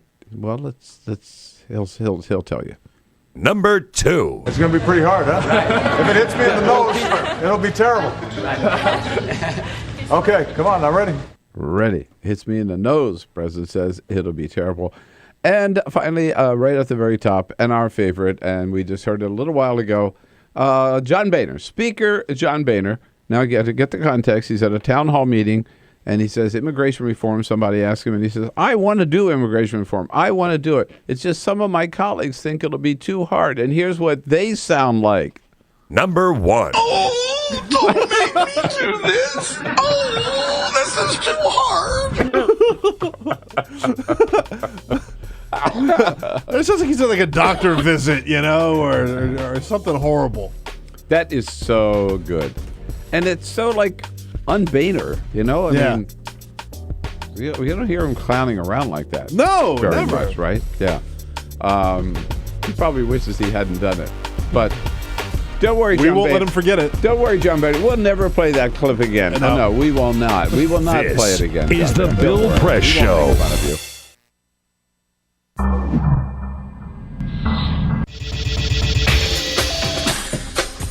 Tune into Free Speech TV for Democracy Now!, a national, independent, award-winning news program bringing you people and perspectives rarely seen on corporate media. I talk to undergraduates and graduate students who are desperate to go out and start something and build something and be the one to come up with that silver bullet solution. And I just want to say, slow down. Our social entrepreneurs are people who have been on the front lines of social change. I've learned so much from talking with them. This is Cafe Impact, and I'm Jonathan Lewis.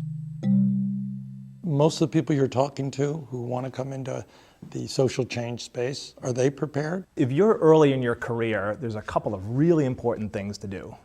The first one is just to shut the hell up and don't talk for about 5 years and work really, really hard. The only way you're going to be given more difficult things to do is by solving the ones you're already given. And if you're somebody who's always complaining or wants to be promoted above where they really are, you can't learn enough to start to take on a greater pool of responsibilities.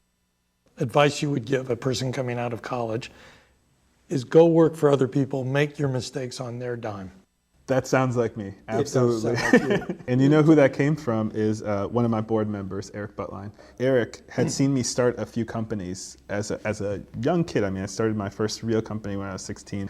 And Eric said, "Chid, do me a favor. I know you have this thing in your head that you think you're this great entrepreneur, but like go work for somebody for a little while and just learn how things are supposed to be done.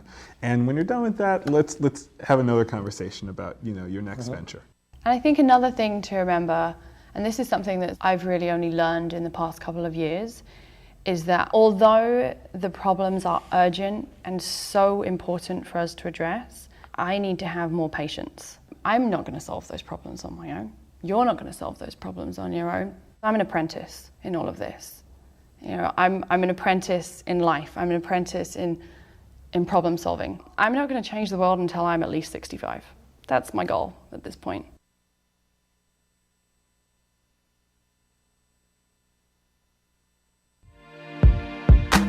California, or the Golden State, has been in the midst of a 3-year drought, and this year, some scientists predict could be the driest in 500 years.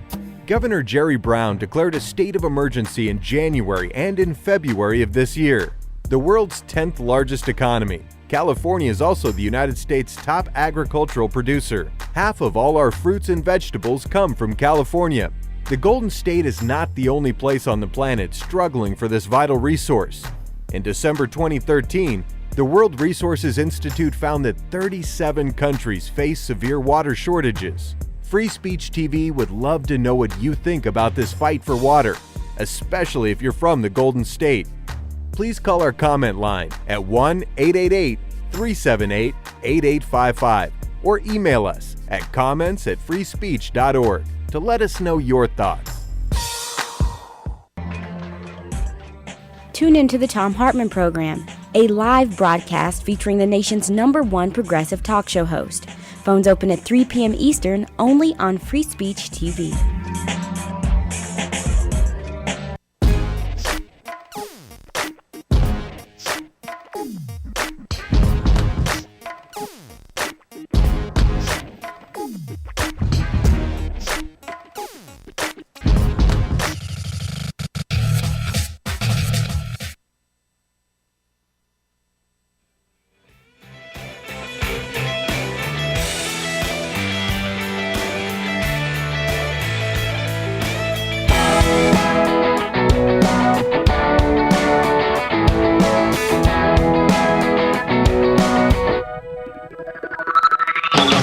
Connect with The Bill Press Show on Twitter. Follow us at BP Show and tweet using the hashtag WatchingBP. This is The Bill Press Show. It is the Bill Press Show indeed, brought to you today in part by the National Education Association, the good men and women of the NEA, Teachers of America, creating great public schools for every public school student, of course. And you can find out more about their good work in the classrooms under President Dennis Van Rokel at their website, neanea.org.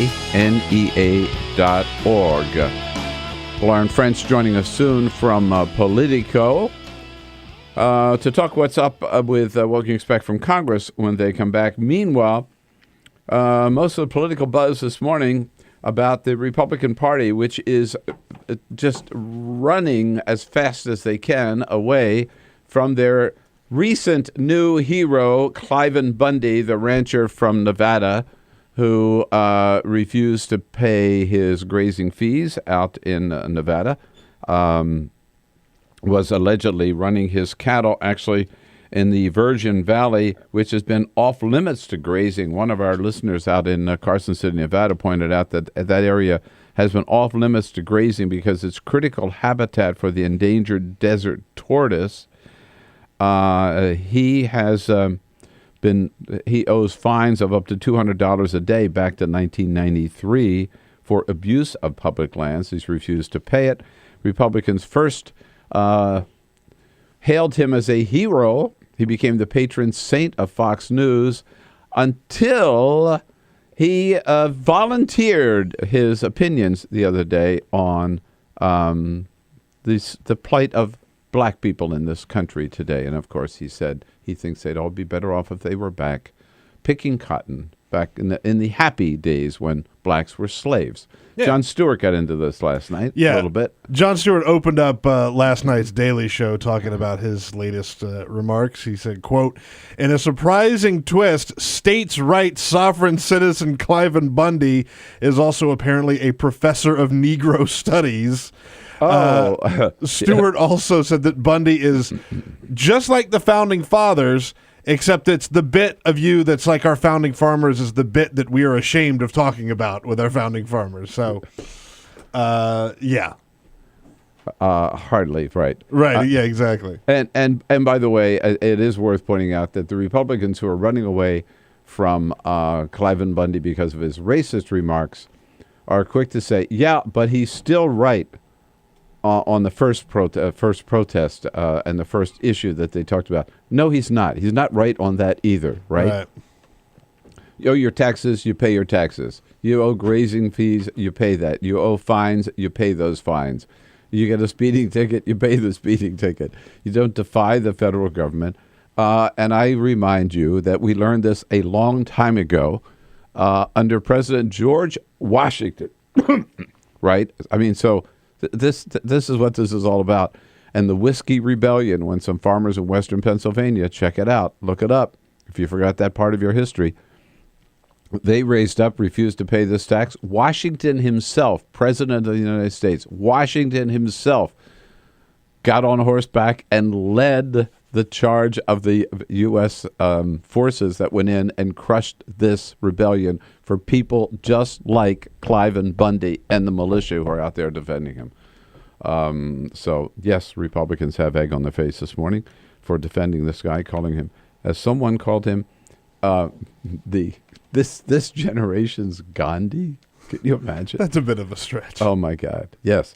Well, after this embarrassment, the Republicans in Congress may be happy to come back to Washington and talk about more mundane things. Republicans and Democrats will be back.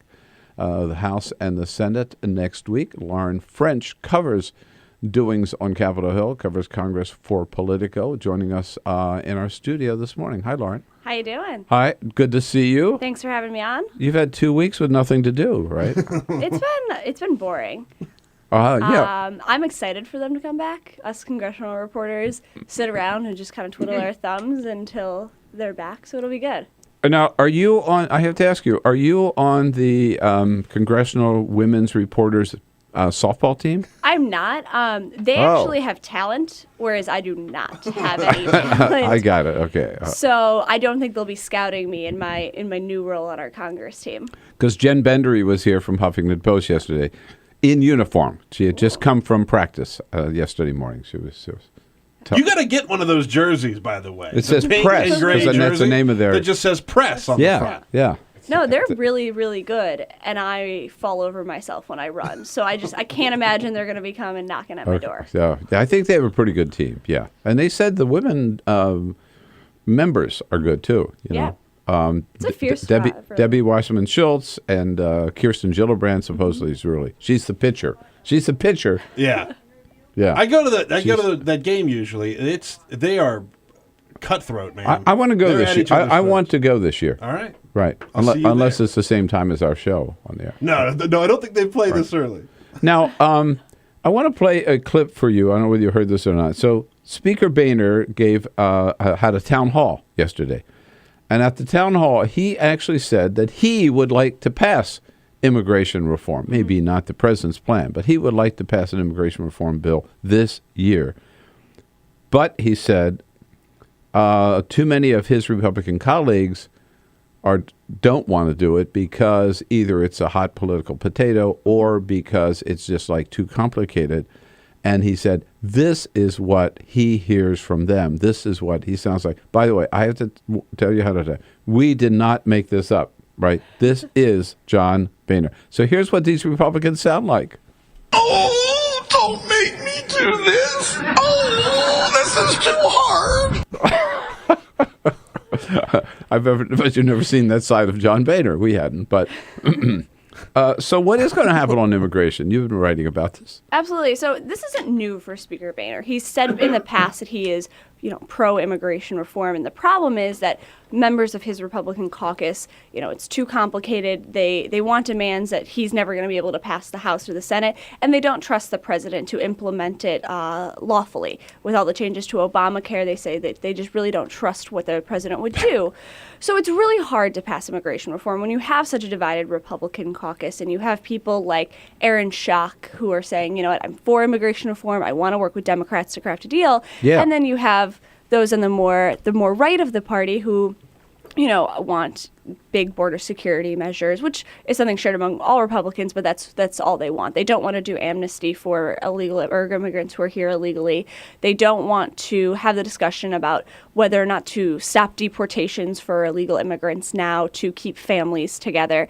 And that block of voters or that block of lawmakers in the Republican Party do have a tremendous amount of sway with the speaker. They have enough that they could block what he's doing, and he would then need Democrats. But to bring Democrats on board, he'd really have to loosen up some of those border security measures. So it's just a really tough political issue, which means that it's kind of unlikely to happen before the November elections. They're going to come back. They're going to do some appropriations bills, and that's probably about it for the rest of the year. All right. Well, first of all, I hear that, but it doesn't seem to me to be that complicated. There is a bill that has passed the Senate. Mm-hmm. If John Boehner were to bring that bill up for a vote in the House, it would pass. So what's the complication here? I mean, just schedule a vote and have a debate. And those who are for it, vote for it, and those who are against it, vote against it. It'll pass. Clearly, most of the votes will be Democratic votes, whatever, but there'll be There'll be a good number of Republicans who support it. Yeah. Well, John Boehner sees himself as the leader of the party, and after his, brush with fate last year when you had a number of Tea Party conservatives try to oust him as speaker, he went in and he decided he wanted to work with that caucus a little bit better. So he's, the Hassert rule that, I'm not going to put anything on the floor unless it gets a majority of the majority. That's kind of gone to the wayside a bit, but he still doesn't want to put something up that's going to put his members at harm. And if someone like Aaron Schock does vote for immigration reform, despite the fact that he is very public in his support of it, he's going to face a challenge on the right. And you're going to have people who are kind of on the fence about it, who want to keep their seats, who don't want to have a primary challenge on the right. And that's what he has to kind of guard against. If he puts it on the floor, there's going to be retribution from the far right. And right now with the election coming up, the calculus there probably isn't best for Republicans to vote on this right now. It's a big political issue. The other issue you mentioned, and I hear it all the time too, is we have to do something about border security. We have to tighten up the border. We have to do the whole thing. I mean, do these people know their facts? I mean, I had dinner last night with the president of the American Federation of Government Employees, J. David Cox, who represents, among their members, are the border guards, right? We have more border guards at the border than ever before. There are fewer people coming across than ever before. There are more people being deported than ever before. We've got the border right now about as tight as we can get that it has ever been. I mean, the days when I was living in California, where there were thousands of people coming across every day, it was a porous border. It's just not true anymore. But these people talk as if it's 1990 or 1970. I think it's one of those issues where it's so complex and it's so nuanced, and people are so ignorant. Maybe. You're saying that one. And there is such an ingrained picture of how immigration in this country works that it's hard, even for very smart people, even for members of Congress, even for people who are really well versed in the issue, to kind of grasp unless you're covering it every single day. And even lawmakers who are interested, they have a lot on their plate, other things to do, to see that the immigration profile has changed, and the issue is people who are here now and not necessarily that people are coming over the border in droves anymore. So I hear, every day it looks like it's dead, and then suddenly there looks like there's a pulse, right? Immigration reform, it keeps going back and forth. But your read right now is ain't going to happen this year. Absolutely, yeah. Not going to happen definitely before the election. And then depending on what happens in the lame duck, I mean, if they take the Senate, why would they do immigration reform? If Republicans take the Senate, why would they do immigration reform in the lame duck when they have a Republican Senate? There's not enough time to handle a complex issue like that after the election. Absolutely. This is a multi-pronged process, so... Lauren French here with us. We're taking a look at what we might expect out of this Congress. Any hope for immigration reform? 866-55-PRESS. And what happened to all that talk about after Mitt Romney got clobbered with the Latina vote in the last election? What happened to all that talk about? We're going to reach out to the Latina community. One of the ways we're going to do so is take the lead on immigration reform. We heard a lot about that, but it ain't happening. 866-55-PRESS is our toll-free number. Give us a call. We'll be right back. This is the Bill Press Show.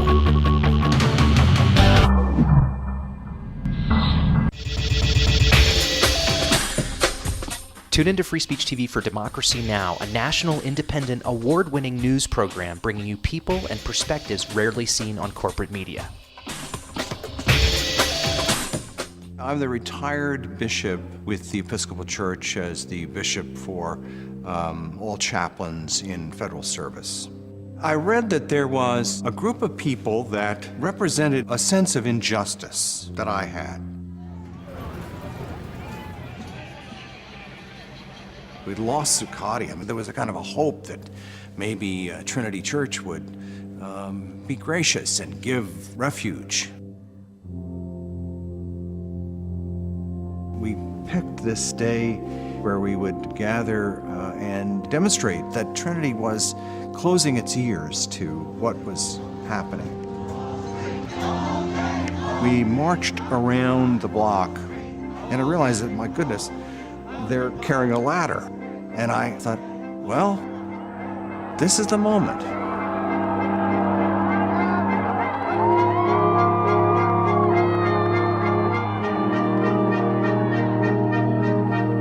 You could feel a spiritual presence. You could feel a certain something.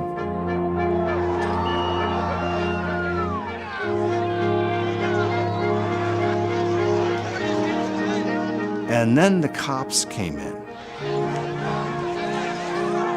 It got brutal. I'm with you right here. Robin, I'm here. The church needed, in this moment in history, to stand alongside of these protesters. The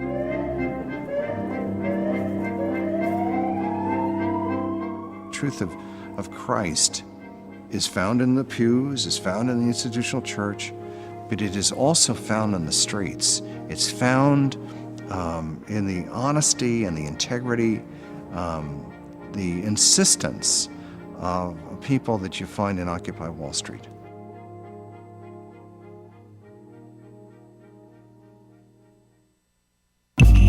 Tune in to Gay USA with hosts Ann Northrup and Andy Hum for in-depth coverage of lesbian, gay, bisexual, and transgender news. Watch Gay USA every week, only on Free Speech TV.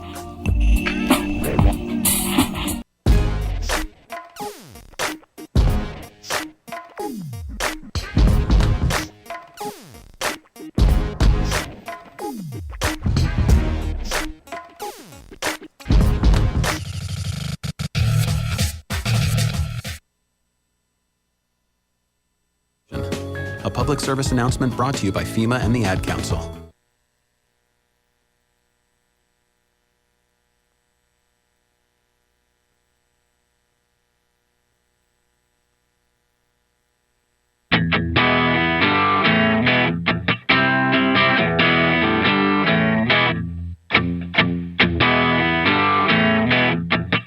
On your radio, on TV, and online.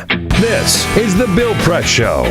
11 minutes before the top of the hour, President Tom Buffenbarger from the Machinists Union will join us at the top of the next hour. If he doesn't get caught in a snowstorm. That happened He's had some bad luck. That happened the last time he was heading. He was heading for the studio, so we're hoping he has better weather and better driving Given conditions the winter we today. had, I would not have been surprised if we had snow this morning. This morning? Yeah, wouldn't have surprised. I haven't, we don't have any windows in the studio. I haven't looked outside for a couple of hours. You just came in, Lauren. It's sunny. All right. Lauren It's the French best is thing here you can say. from Politico. Still a little cool, though. Yeah. And we're talking about this Congress. So they are coming back into town. What can we expect? I mean, their focus, right, is on the re-elect every member of Congress, 36 members of the Senate. So realistically, anything going to get done? You're going to see a lot of appropriations bills. It's appropriations time, so they're Get a little closer to the mic if you can. Thank Sorry you. about that. Appropriations bills is kind of what's going to really dominate this summer. So you're going to have both the Senate and the House bringing up, debating the 12 different appropriations bills. And that's really going to be the big lift for the rest of the summer into the long August recess, and then they come back and it's election. It's hardly a big lift, but minimum wage. You're going to hear Democrats repeatedly bashing Republicans on that and trying to bring it to the floor. Unemployment insurance as well. I was just going to ask that about that one next, right? But unlikely that either one of those get significant action. Speaker Boehner has said that it's on the White House to offer job-creating alternatives for UI. Minimum wage, Republicans are really, most Republicans are adamantly opposed to. They think it would help, or it wouldn't help job growth, and it would actually, lower or raise unemployment. So both of those are kind of dead in the water. You're going to hear a lot about them from Democrats, but overall, it's going to be appropriations. I bet they name another post office. That's about it. Will they ever, I was going to ask you, will they ever run out of post offices to name, or do they just rename ones that have already, had a name for like a year or 2 years? I don't exactly know the answer on that. Post office is not in my wheelhouse, but I would imagine that by the time they get to the end of the line, it's been like 500 post offices, so the guy at number 1 is no longer, famous or relevant in his town, so they got to rename that post office. So my educated guess. The Cliven Bundy post office may be renamed that when they come back in town. Or you know what? I'll bet somebody had a bill ready to name a post office in Nevada after him.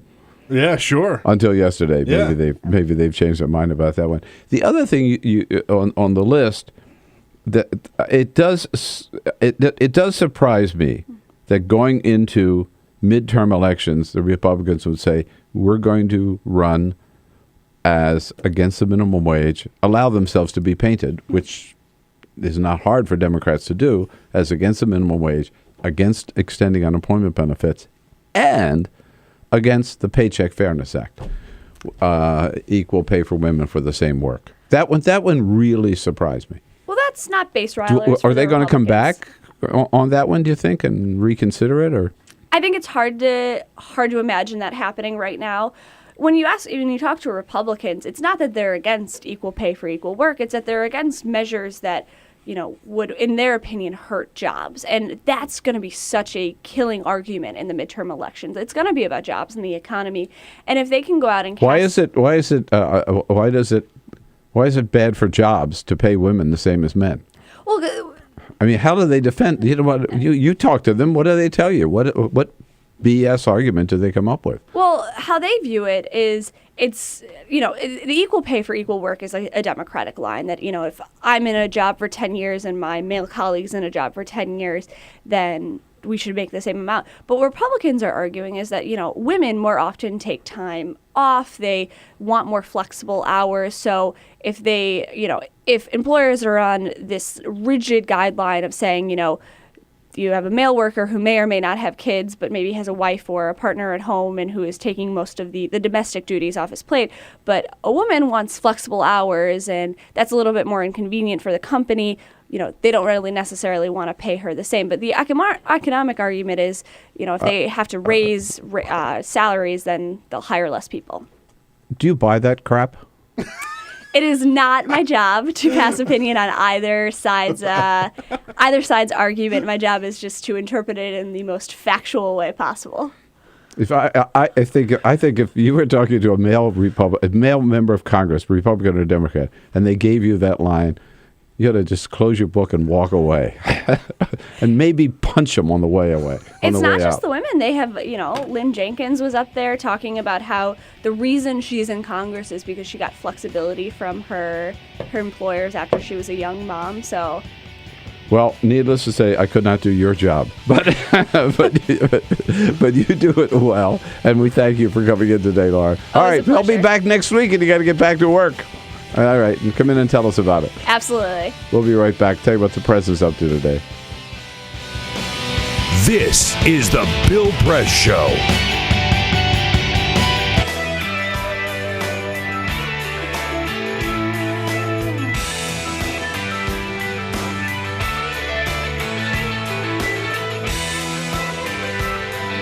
Hey, friends, a little reminder here. We're going to lose you on Free Speech TV for hour number 3 coming up. So you can always stay with us on the video by going to our video stream, TawkrTV, youtube.com/Tawkr, TAWKR TV. And we are a strong union shop here, a strong pro-union message every day. And Tom Buffenbarger, the president of the Machinists Union, International Machinists Union, will be here as our guest in the next hour, together with Ian Millhiser from the Center for American Progress. So 2 good reasons to stay tuned for hour number 3.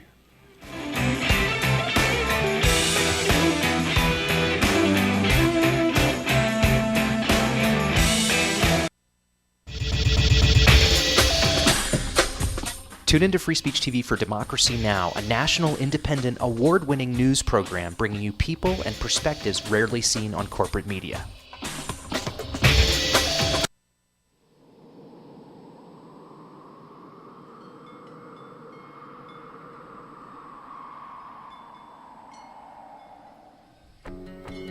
I probably would make a time machine. I would make medicine for the sick. I'd probably invent something new. 我会赢到5个总冠军戒指。 If I could have an extra 5 years to live. You said 5, right? 5 years. It's a long time. I would try to fix everything I did bad. I would bring my uncle back because I miss him very much. I would get more hamsters. I would probably want to go looking for dark matter. I think I'd go looking for aliens. If I could live an extra 5 years. I was thinking about making like a helicopter, like a wooden helicopter, but I don't have any wood. I want to go check out the moon sometime. I'd probably teach my sister not to hate tuna. I would try and invent a machine that lets you run at light speed. If I had 5 more extra years to live.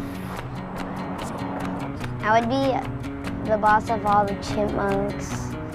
Eu cantaria na frente de 1 milhão de pessoas. I don't really know. I think I'd do anything. Why are you asking me that?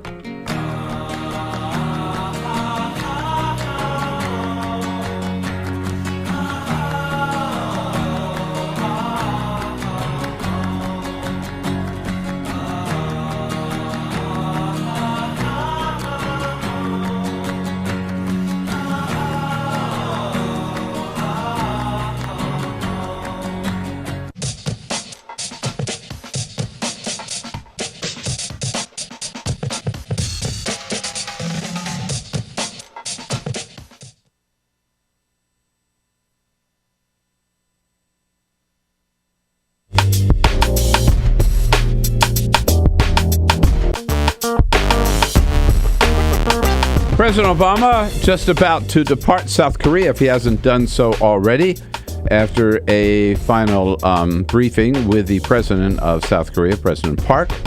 And then he will be on his way on Air Force One to Kuala Lumpur, Malaysia, third stop on his Asian trip. The president takes part there in an official arrival ceremony and then another official dinner tonight with the King and the Prime Minister of Malaysia. This and we'll be back is for hour the number Bill 3. Press Show.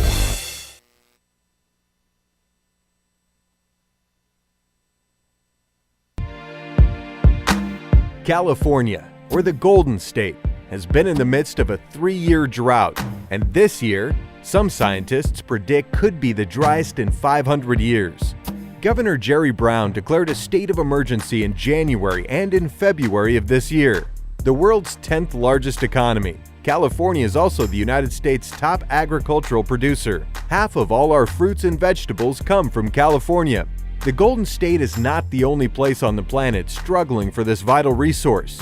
In December 2013, the World Resources Institute found that 37 countries face severe water shortages. Free Speech TV would love to know what you think about this fight for water, especially if you're from the Golden State.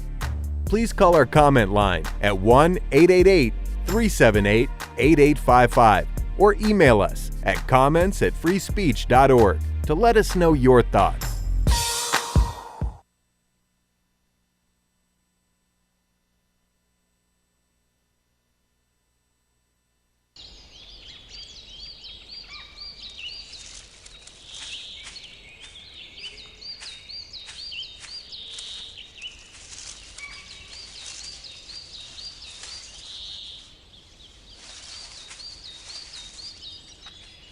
At Earth Justice, we defend the environment in the courtroom.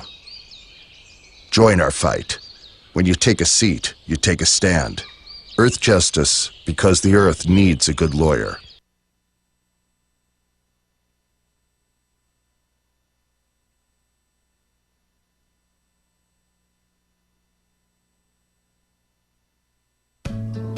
You wouldn't let money just blow out of your house. So when your AC or heater is on, make sure the doors, windows, and fireplace flue are shut tight. If you're headed out, turn down the AC. or lower the heat by 10 degrees. And always keep your water heater set at 120. A little bit of common sense goes a long way. Get more great tips at energysaver.gov. So, I'm kind of new here, but I've noticed a trend. My human does this funny thing where she goes around and gets all my toys, and then she hides them in that basket by the door. But it's always the same basket, and it's always in the same place. And then she acts so surprised when I find them, but, she's putting them in the same basket. Again. It's like, hello, that's where you put it last time. You were the worst at hide and go seek.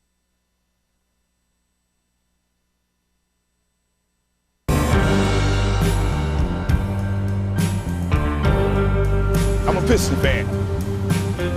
Their slogan was, we come to work. That's what Detroit about. That's why they used it. It's a team thing. They won 2 championships, a team. There was no star. No mayor can come in here and be a star. It's a team thing. No governors can come in here and think you can do it by yourself. It's a team thing. You got communities. They got ideas too. The only thing wrong with Detroit, people have lost hope here. Residents, city workers, so much corruption. They lose hope. But I grew up here. I love this city. I think it can come back.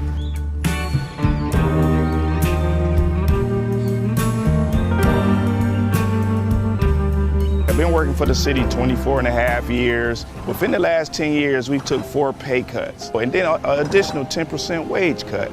I've lost a home. When you take all of the decisions out of the city of Detroit, all of us, then what do you have? Exactly what we got, a lot of problems.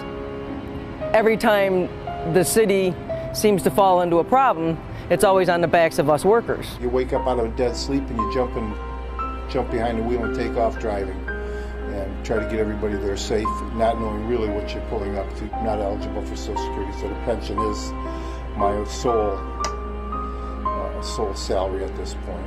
We've been in business here 39 years. We've seen a lot of changes in Detroit. The area was a lot of industry, a lot of city workers. It's getting very tough for the city workers. It's getting tough for us as a business people. Response times are increasing because of the closing of companies, which takes your insurance rate through the roof. So all the things that affect us affect the citizens. I worked for the city in different capacities for 29 years. I feel like an old jacket. They use me up and they throw me away. In my condition, nobody's gonna hire me. I'm 68 years old. Half the times, I can't get my blood pressure medicine. It's either feeding myself blood pressure or paying bills. $754. By the time they take all the deductions for I have my car insurance, my house insurance, and my health insurance taken out. So the time they take all that, I'll get about $300 after they take all that out. I don't understand it. I can't see how the governor is allowing this to happen and what they're doing and they want to blame it all on the seniors. Not only the seniors, but the city workers. And we worked hard. I know I worked hard. I've been in Detroit since 1946. I was 14 years old when I came in. I don't live large at all.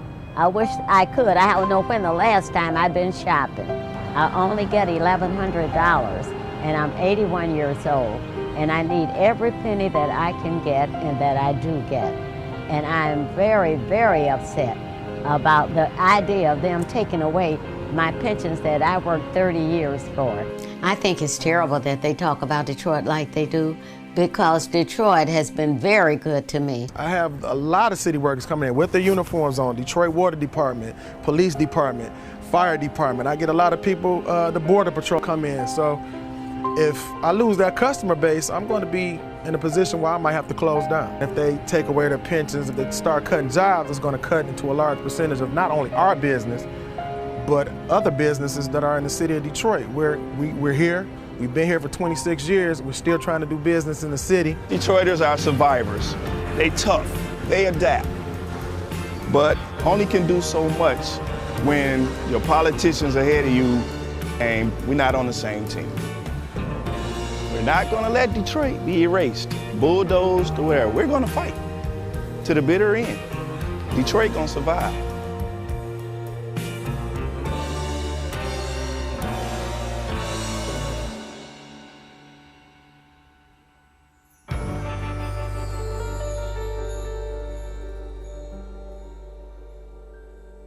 is the Bill Press Show.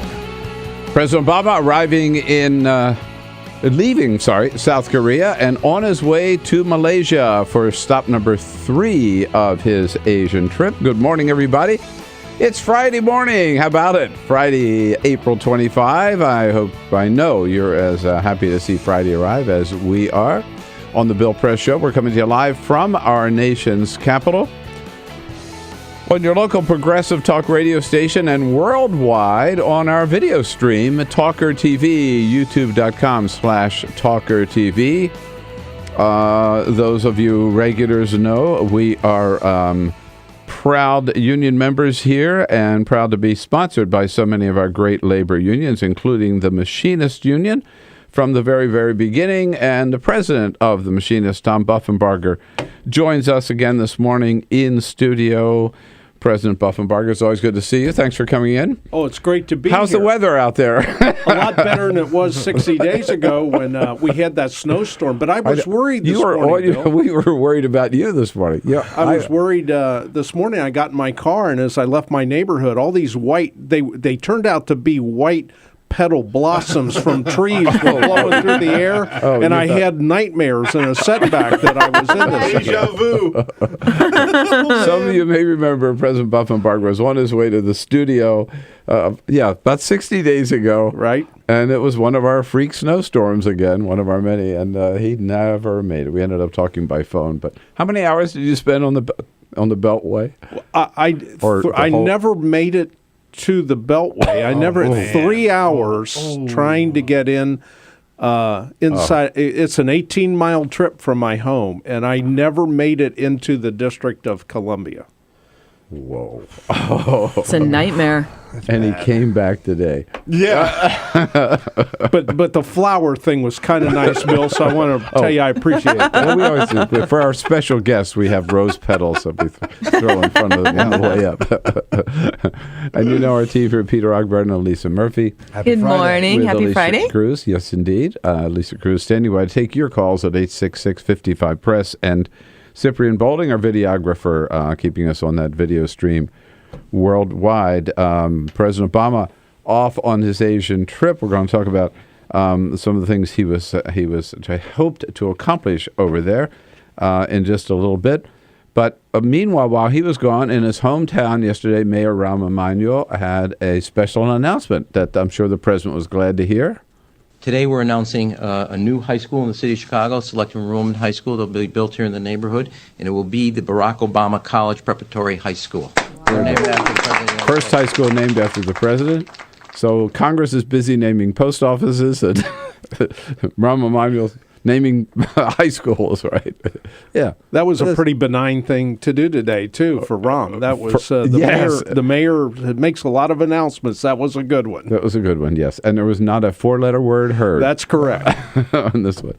Okay, so President Buffenbarger with us to talk labor issues, economic issues, and at the half hour, Ian Millhiser will be here from the Center for American Progress. But first, This is the Full Court Press. Important headlines. That's right. Just a few stories at the top of the hour today we haven't gotten into yet. Earlier today, the president had a news conference in South Korea.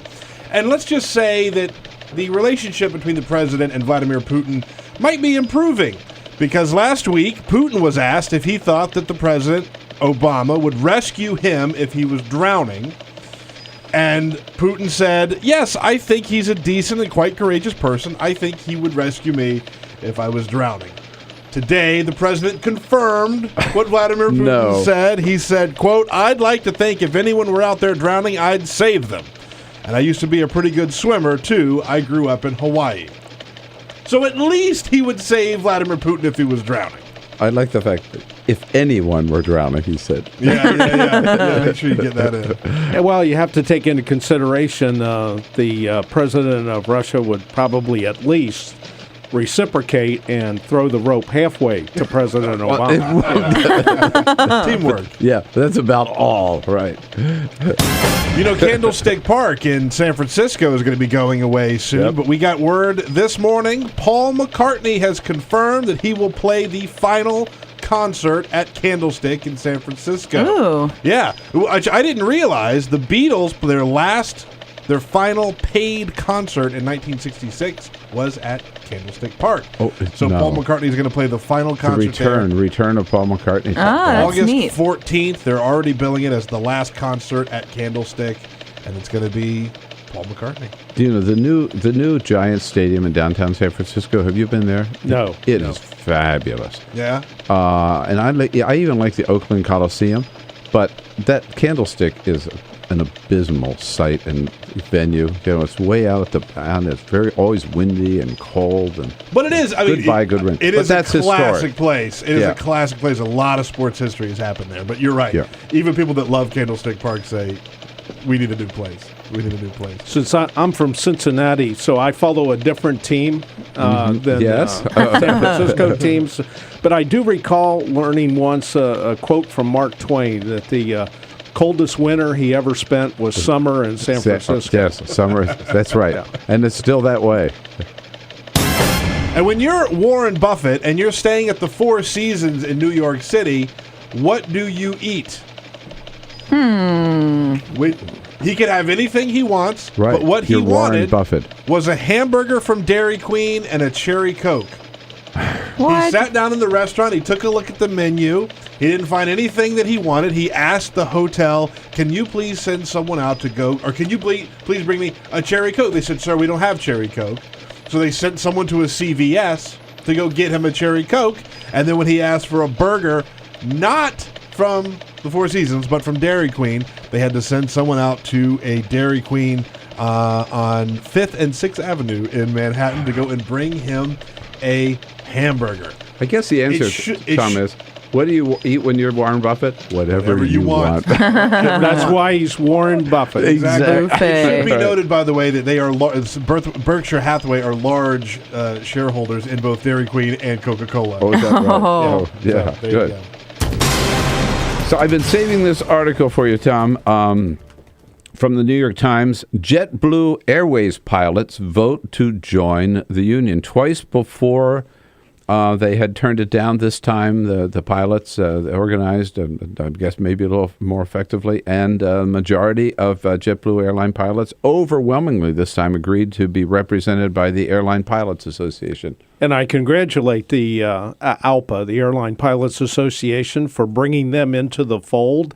And I think maybe the time is ripe now for the other employee groups at JetBlue to find the value of a strong trade union. And that's our industry as well for the other skills there. For the other skills there. And, the pilots have always been effective at organizing. And JetBlue has put a lot of money into resisting that. And after a period of time, it becomes obvious to me, and I'm sure those pilots that are now proud ALPA members, they understand why the other airlines have a good, strong union to represent them. Yeah. And they've joined the right union. So what does this mean for them?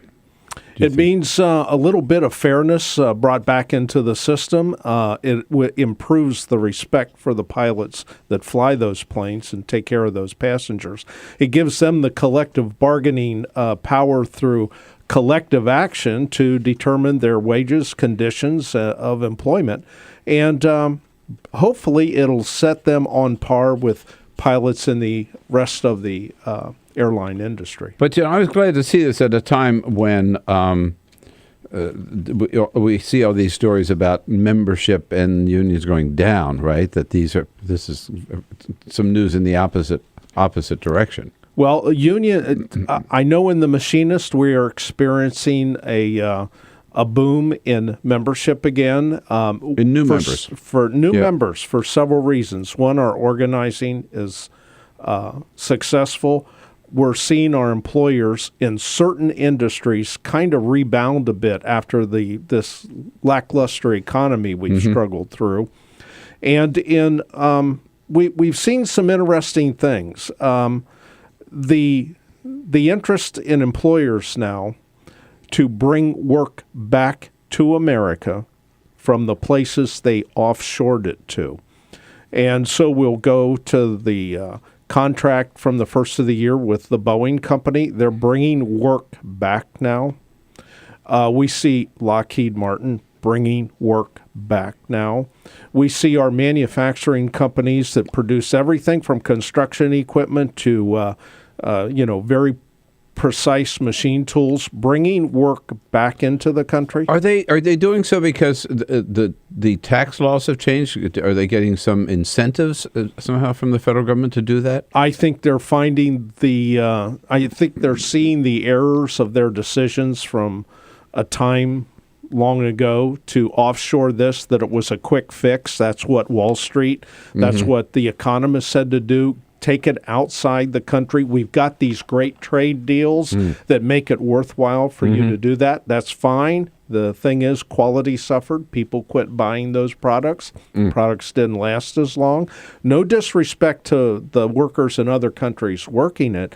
It's the fact that America and its manufacturing might saw the opportunity to kind of cheapen the product, and the American people are smarter than that. Yeah. And so they are coming back, and that's slowly but surely. And again, it's certain industries, but it's critical ones that we cannot lose the edge on. Now, you mentioned trade deals. Okay, one of the things that the president hoped to accomplish on this Asian mission was this new TPP.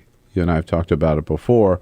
New York Times headline this morning, the lead story is, President suffers setbacks in Japan and the Middle East. He doesn't reach his Tokyo trade deal, which some of us are very glad about, right? Absolutely. The Trans-Pacific Partnership has been put forward by the administration and its supporters as some panacea for how trade is going to be in the future, and it doesn't take a rocket scientist, to determine when you read the proposal. This is NAFTA on steroids. We've been using that term for a while now, but it is a very bad trade deal. It will hurt America and its companies, and that all boils down to taking another hit on the American workforce. So what's been interesting this week, the New York Times, which has always been a big supporter of any kind of trade deal, took an editorial stance saying, this is not the right deal. We need to get this right. We've had 20 years since NAFTA. We've now seen that these deals are not working, and it's time to reset our goals and how we go about bringing home trade deals. The labor movement, Bill, believes in trade, because we make products for sale not only at home, but we want the rest of the world to buy them. Other countries do the same thing. We understand that. What we want is fair trade, and this idea of free trade is there's nothing that has been free about it.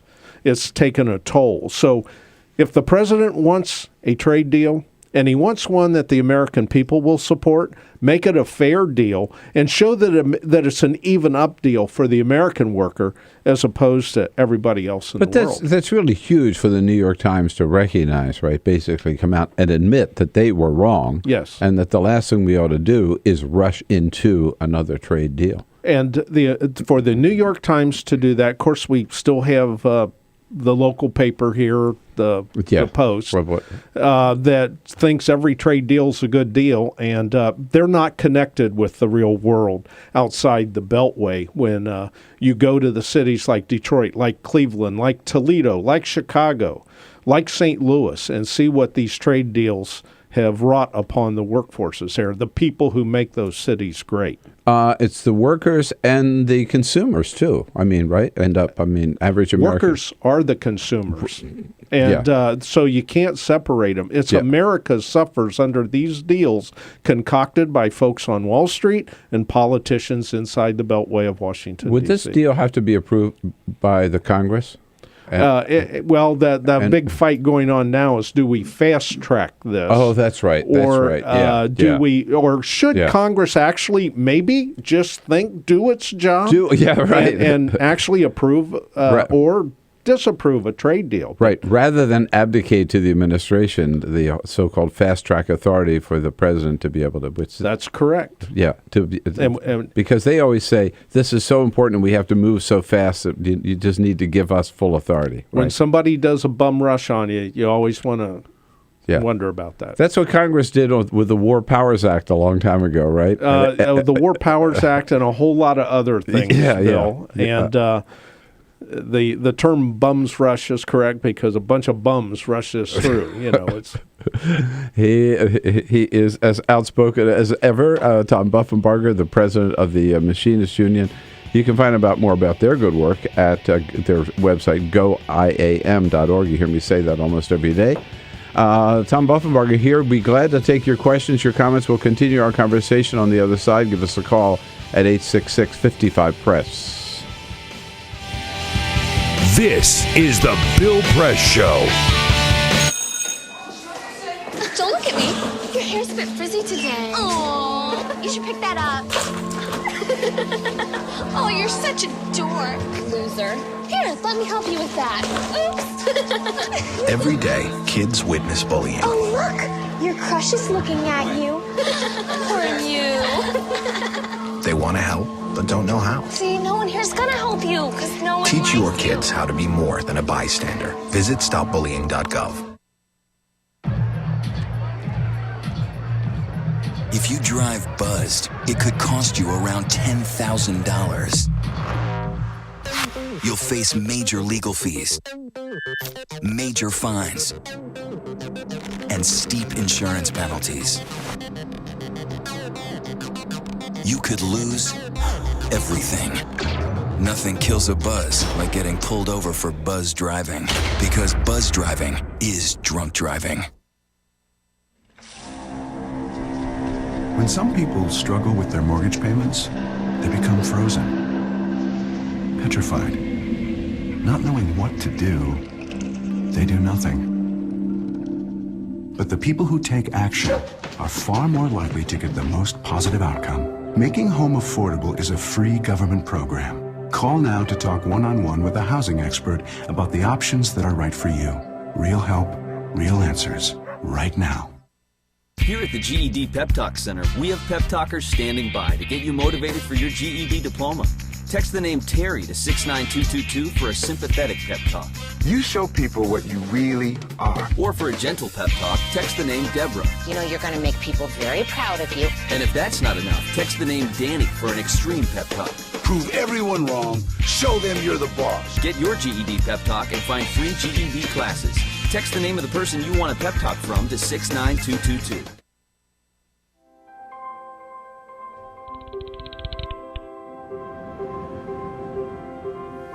Did you see the world differently?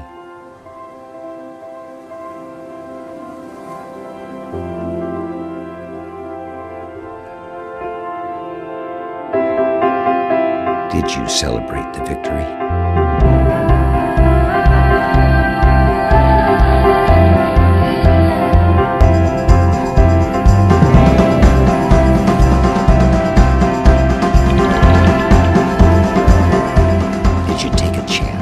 So today, I state clearly and with conviction America's commitment to seek the peace and security of a world without nuclear weapons.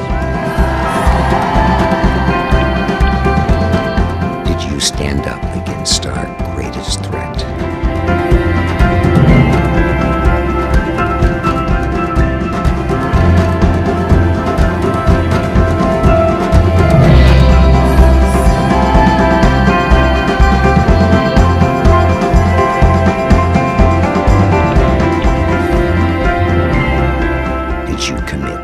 Change the world.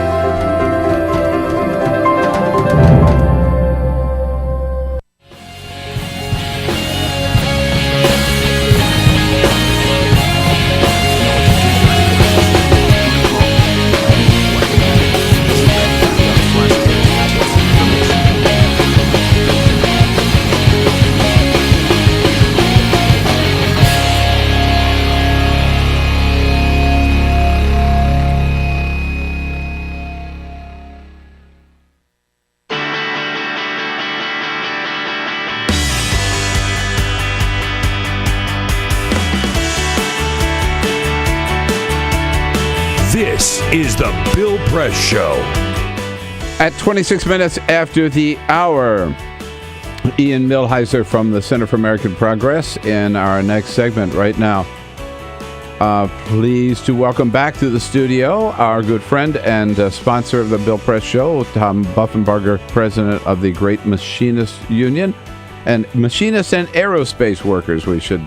By the way, there was a conference this week of landing the Mars mission. They had a big conference, and are some of your members working on that NASA project? Oh, we represent a lot of folks at NASA, and we're the folks that help build this stuff and test it. And there was a day when this nation used to be able to deliver astronauts. To outer space, how about that? It was right. IAM members that would launch those vehicles. Is that right? And so we're very much involved, very interested, and very strong supporters and proponents for the U.S. space program. And now we have to hitch rides with the Russians. We have to pay. I wish we could hitch rides. We have to pay for rides. It's like the Russian taxi cab service to the space station. It's their Uber.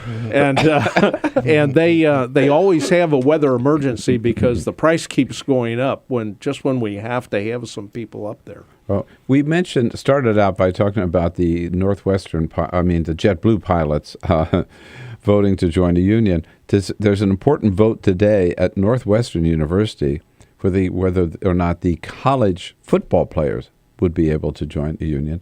And it's the Steelworkers Union, right? And we wish them every bit the best of. Why should college students, just about a half a minute here, be allowed to? Well, college students should be. They make that effort, that athletic effort, makes millions and billions for the education of the college education system and their sports program. And these kids who play football with the hopes of making it further into the professional leagues put their life and limb and their future on the line, playing sports every bit as competitive as professional sports. And if they get hurt, they're done for life. If they can't make it a go of it, they're done for life. And for what we're taking from them and putting them at risk, they have a right to have a say in that process. President Buffenbarger, thank you for coming in today. Thanks again for your support all these years, and have a great weekend. Thank you, Bill. Bill Press Show. It's a privilege to be on your. So this is my computer. This is your computer. Let's go on the internet. Let's go. Click it. Yes. Okay. I cursor in between the R and the E. When I say dot, I want you to just push the period. She's gonna love me all over again. That's it. Jamaica, here you go. Here we go. Good job. Thank you. Thank you. And I did it by myself. Feel smarter. So, I'm kind of new here, but I've noticed a trend. My human does this funny thing where she goes around and gets all my toys, and then she hides them in that basket by the door. But it's always the same basket, and it's always in the same place. And then she acts so surprised when I find them, but, she's putting them in the same basket. Again. It's like, hello, that's where you put it last time. You were the worst at hide and go seek.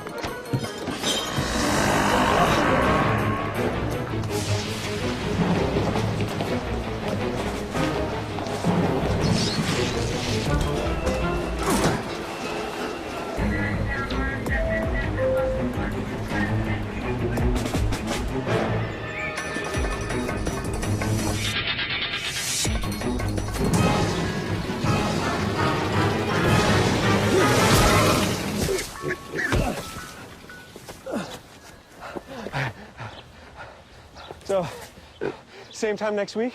Well, of course. Put away a few bucks, feel like $1 million. For free tips to help you save, go to Feed the Pig.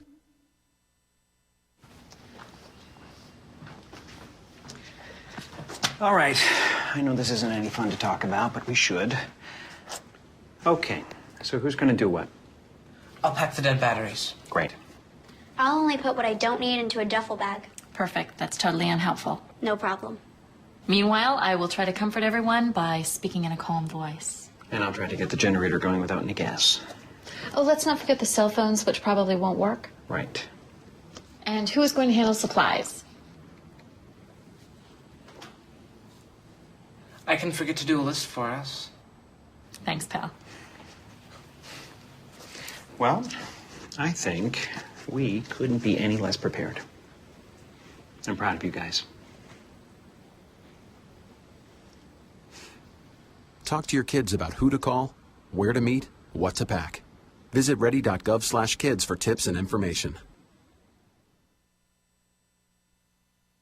Hey, thanks for stopping by. You know, I followed your character since the first episode. I'm a big fan. Big fan. Thank you. And listen, your storyline, it makes for incredible TV drama. Thing is, your drug use is very adult content. Too adult for the kids. So I'm gonna have to block you. Oh, man. Yeah. Well, have a good one. You're a nice lady.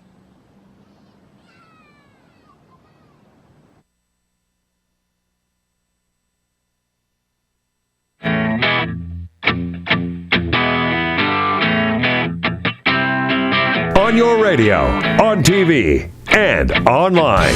This is The Bill Press Show. 33 minutes after the hour on this Friday morning, April 25.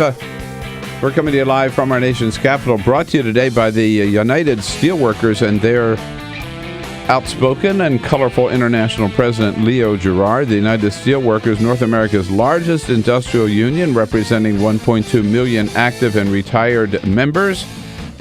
And today, they are the ones who are supporting the students of Northwestern University and their call to and attempt to join a union today. That big vote takes place on the campus of Northwestern today, whether or not the students will be allowed to join the steelworkers and have the steelworkers represent them in their negotiations with college management over their football careers. Very historic vote on campus today, and we wish the United Steelworkers and those college students the best. Here in Washington, D.C., and around the country, the one story that got most attention yesterday was the Republicans tripping all over themselves, trying to run away as fast as they could from Cliven Bundy, the Nevada rancher whom they had hailed as a hero and a patriot just a couple of days before, or for the last week or so. Ian Millhiser has been following that issue over at the Center for American Progress, where he is a senior constitutional policy analyst. And he's in studio with us this morning. Hi, Ian. Nice to see you. It's good to be here. Thank you so much. So before we get to the latest, what caused the Republicans to run away from this guy, who is Cliven Bundy, and what was his beef, if you will, over his beef? Yeah, so Clive Bundy's a rancher, and he's a rancher who, it is an understatement to say he doesn't much like the federal government. He doesn't believe the federal government exists, and that's actually his words. He says that I do not believe that the United States government even exists. So we're talking about some guy who's parked. When you start there, yeah, he's parked very firmly in 1770 here. And there's been a 20-year battle where he's been illegally grazing his cattle on federal lands. There have been 3 federal court orders telling him he has to stop. And finally, or has to pay his grazing. You can allow some of the cows on if you pay some grazing fees. And finally, out of frustration over 20 years of law breaking, the feds went back to the court. They got an order allowing them to round up the cows themselves and impound them. And that's what started happening a few weeks ago until a bunch of Bundy supporters, some of whom were quite heavily armed, started showing up and challenging the federal officials and threatening a violent conflict. So for the moment... Where'd these people come from? They came from all over the place. I mean, some came from Montana. I think there was a guy from Georgia who showed up. It became this big national story. If you read some of the right-wing websites, and by right-wing here I don't mean Fox News, I mean like militia, insurrectionist, serious, crazy websites. This was the biggest story you could find. There are explicit calls, some written in very violent, militaristic language for people to show up and support this guy. So this was a national call for extreme right-wingers with guns to come and spark this challenge. Well, for extreme right-wingers with guns to come and declare war on federal government employees. That's exactly right. Basically declare war on the United States. I mean, that's exactly right. I mean, this was a standoff between federal officials enforcing a lawful court order and individuals who thought that if they had more guns, then that court order didn't have to be followed. And eventually the federal government did back off, probably only temporarily, because they didn't want to see violence. Yeah, right. So I understand that some of these yahoos, these extremists who see any government action as an overreach of the federal government, I mean, even having to pay a parking ticket, right, or whatever, or property taxes, anything, right? I understand why they would see Clive Bundy as a hero for them. But Rand Paul, Dean Heller, even, pardon me, Fox News and Sean Hannity, I mean, they know better, right? You would think. And I mean, when you're in a position of responsibility or authority in this country, you have a responsibility not to make a hero out of someone like this. Who's breaking the law. And more than just breaking the law, who was at the center of what could have been a violent insurrection. Yeah. It's not hard to figure out this guy is a crank. When I found out about this story, it took me 15 minutes to pull those 3 court orders that I mentioned. They're not that long. They're about 4 or 5 pages each. So within 30 minutes, I knew that this guy had no legal foot to stand on. I knew that... And this is in Nevada, where these judges in Nevada ruled against him, right? Right. So, I mean, this wasn't a San Francisco judge or anything. Well, that's right. I mean, it eventually went up to the Ninth Circuit, which is the appeals court, and they ruled, they ruled against him as well. So, he has had many federal judges tell him that he's breaking the law here. Right. Now he's declared the hero. He becomes a patron saint of Fox News. They glorify this guy. They always shout. And then Clive Bundy has his daily news conference with reporters, and last Sunday there was only one reporter showed up, Adam Nagorny from the New York Times, the LA bureau chief of the New York Times, with a photographer, and this is when Bundy starts just ruminating on things, whatever his opinions are, including about what he calls the Nigra. Here he is, it's a little longer clip, but you just have to hear the guy himself talking about how great it was for blacks when they were slaves, and they were a lot better off when they were slaves, living on the plantation with their families and their chickens and their kids than they are today. Here he is. I want to tell you one more thing I know about the Negro. When I go through Las Vegas, North Las Vegas, and I would see these little government houses, and in front of that government house, the door was usually open. And the older people and the kids, and there's always at least a half a dozen people sitting on the porch. They didn't have nothing to do. They didn't have nothing for their kids to do. They didn't have nothing for their young girls to do. So then what happens? They were basically on government subsidy, and so now what do?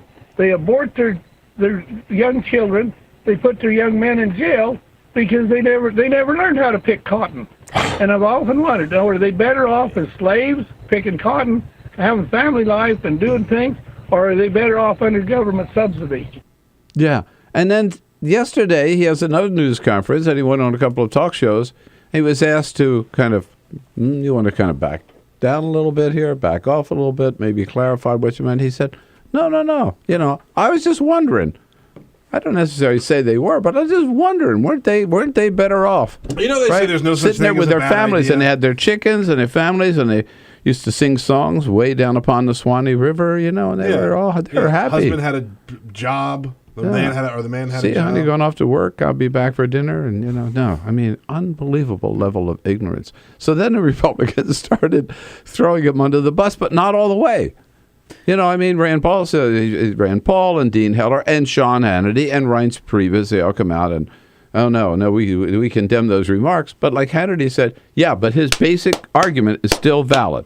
No, it's not. Yeah, no, I think it's lovely that in 2012 or 2014, Republicans have finally decided that I guess they're against slavery. I guess they agree, or at least these Republicans did. I guess Abraham Lincoln got it right, and now they may have struggled with that for a little while. But it's good that they're against slavery. They should also be against insurrection. The idea that it had to get this far before they would finally come out and say, okay, now he said something that goes too far from us. They tolerated 20 years of law breaking. They tolerated, and in some cases, egged on the militia members with guns. They tolerated him saying that he refuses to recognize the legitimacy of the federal government. And, that is wonderful that you oppose slavery. Mazel tov that in 2014 you have figured that out. But maybe there's a few other basic things that folks are missing here if that's all that they can find to condemn. All right. In 1791, there's a group of farmers in western Pennsylvania who said, we're not going to pay this stinking new whiskey tax. Right? And they rose up in rebellion, just like these militia did. It was armed insurrection, probably the first time. It was under George Washington was president. And George Washington, president himself, got on a horse and led the U.S. Armed Forces into Western Pennsylvania to put down this rebellion. So, these people, they don't know their history. They don't know their Constitution. What is it? It's... Yeah, I tell you what really worries me about this story is now this guy's been ostracized, and even Rand Paul is saying he's a crank, and that's good. But this guy committed serious law breaking. Mm-hmm. There are a number of people who traveled across federal arms with firearms intending to create a civil disorder. Mm-hmm. That's a federal crime. Mm-hmm. There were a number of threats, most likely directly against the federal officers. That's a federal crime. Mm-hmm. And we need to be a nation of law.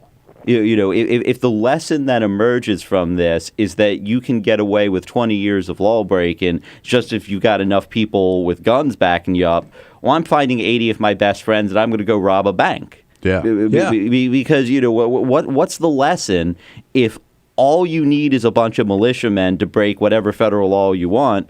I'm not going to pay my taxes, and I'll get all my militia buddies to stand in front of my house and defend me and make me a hero. Right, exactly. The other truth of it is, again, Ian Millhiser here from Center for American Progress. Talk about this and look forward to your calls on the other side, 866-55-PRESS. This is not the first real nut job that Republicans have embraced lately, only to get egg on their face when it's revealed who this person really is. 866-55-77-377. This is the Bill Press Show.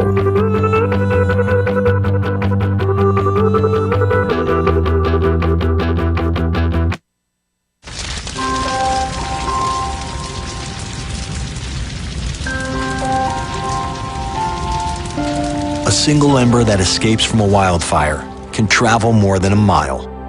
That single ember can ignite and destroy your home or even your community.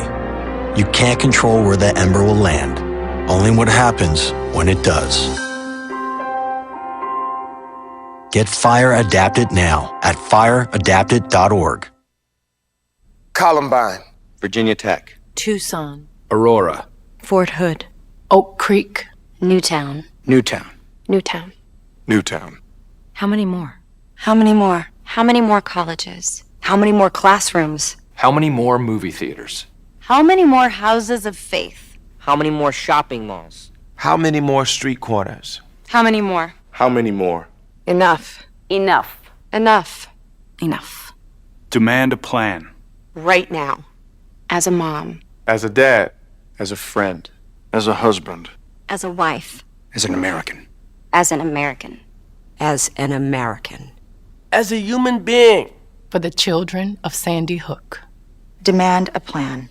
No more lists of names. It's not too soon. It's too late. Now is the time. Before we all know someone who loved someone on that list. No more lists. No more. Who they might have been. No more. If we had just done something yesterday. It's time. We can do better than this. We can do better than this. It's time. It's time. It's time for our leaders to act. Demand a plan. Right now. Right now. You! Demand it! Enough. Enough. Enough. Enough.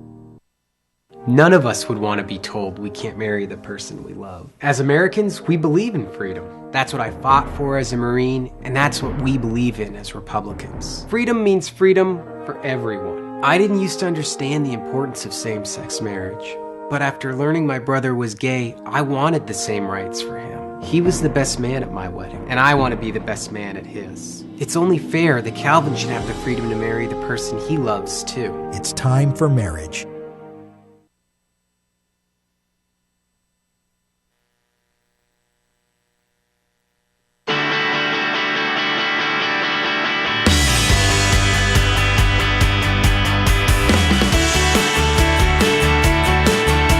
On your radio, on TV, and online.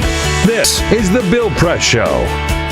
Here we are at 12 minutes before the top of the hour, trying to assess the impact and maybe what's next with this whole Bundy Ranch controversy out in Nevada. Rand Paul called Clive Bundy a hero.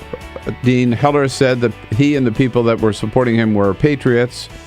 Harry Reid, I think, is a little closer to it. He's called them domestic terrorists. Ian Millhiser is with the Center for American Progress, Senior Constitutional Policy Analyst. I love that title. Harry Reid's pretty right on this, huh? I mean, there's certainly a great deal of danger to what this guy was doing. Allowing these people to come with their guns in a military, a paramilitary standoff, that's scary Civil War kind of stuff. Right. I want to get there because, I've got Wikipedia up here. Of course, there's the source, right, on the Whiskey Rebellion. But they're right about the history of the Whiskey Rebellion we were talking about, where George Washington himself rode at the head of the army to suppress the insurgency. Here's a key sentence, Ian. The Whiskey Rebellion demonstrated that the new national government had the willingness and the ability to suppress violent resistance to its laws. Mm-hmm. The question is, does the current federal government have the same willingness and ability? I mean, I think that they're wrestling with some of the logistical challenges here because, the reason I think they waited 20 years is because you're talking about thousands of acres of land. You don't know who's on that land and how many guns they have at any given moment. And they've shown a willingness to use the threat of violence in the past. So up to now, it's been the Bureau of Land Management, which is mostly park rangers. I mean, you're not talking about SWAT teams. You're not talking about the sort of people who would conduct this kind of a dangerous operation. Right. So I think, for the most part, they're responsible. I know the BLM, right? The public lands. That's where you have a lot of people grazing.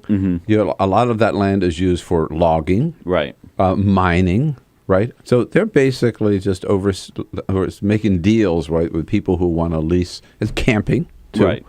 To making deals for public use of those public lands. Yeah, I mean, this is not the agency that's normally involved in serious law enforcement. So, I think that, there should be some arrests. I think that the U.S. Attorney's offices need to look at the videos and the pictures and find out who has committed crimes. And like I said, if there are direct threats against federal officers, if there are people who were transporting guns with the purpose of creating a civil disorder, there's a lot of federal crimes that people quite possibly committed here, almost certainly committed here. They need to figure out who they can arrest, and then they're going to have to bring in some of the heavy hitters. This is an FBI, ATF, serious, law enforcement level operation where you bring in the people who know how to deal with armed criminals. And isn't this a time to maybe take a look at these militias? I mean, 10 or so years ago, maybe 10 or 15, there was a whole outbreak of these. And I remember a lot of stories about these popping up everywhere, right? And then they kind of disappeared. But it sounds like they didn't disappear. Maybe they just went underground waiting for the moment to reappear and reassert themselves. And here they are. I mean, I think the phenomenon here is a little different. My colleague Christy Thompson has a piece that goes into a great deal of detail about these militia folks. 10, 15 years ago, you might remember the Michigan militia, there were these organized militia groups, and those still exist. A lot of these folks, one of the people who was very involved in organizing this described himself as a militia of one. There were these umbrella organizations that existed for the purpose of, if you have a guy who thinks of himself as a militia of one in Montana, another guy in Utah, another guy in Georgia, then they all organize on the internet, and then when they're called up for this sort of thing, they show up.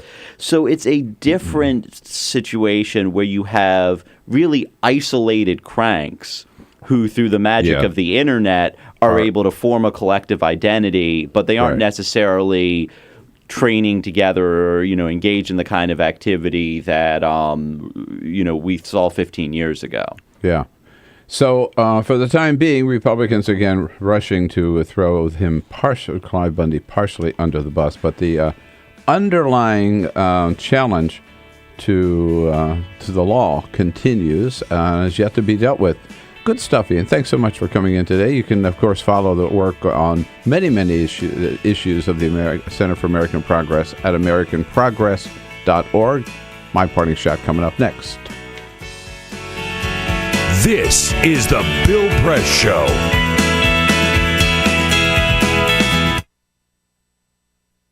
It is possible to read the history of this country as one long struggle to extend the liberties established in our Constitution to everyone in America. In other words, who, according to our laws and culture, gets to be considered a person? The law creates legal personhood, and movements create law and change culture. So, how have the courts passed laws to shape our culture?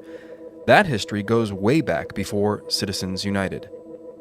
1819, Dartmouth College versus Woodward, Supreme Court case, turned a corporate charter from a government-granted charter to a contract. This ruling gave corporations standing within the Constitution. 1886, Santa Clara County versus Southern Pacific Railroad. Though the court did not rule on corporate personhood, the decision was subsequently cited as a precedent to hold that a private corporation is entitled to the same 14th Amendment rights of due process and equal protection as human beings. This makes it impossible for us to make laws that treat local businesses any differently than giant multinational corporations, even if their business practices are deemed to be harmful to workers, the environment and communities, or if they have a history of violating the law. Hale versus Henkel, 1906. The court granted corporations the Fourth Amendment search and seizure protection. Dodge versus Ford Motor Company, 1919. The Michigan Supreme Court says The business corporation is organized and carried on primarily for the profit of the stockholders. Stockholder primacy is established. The purpose of the corporation, according to the court, is no longer to serve the public good, as it had been. It is now to maximize profit for shareholders above all else. Pennsylvania Coal Company versus Mahon, 1922.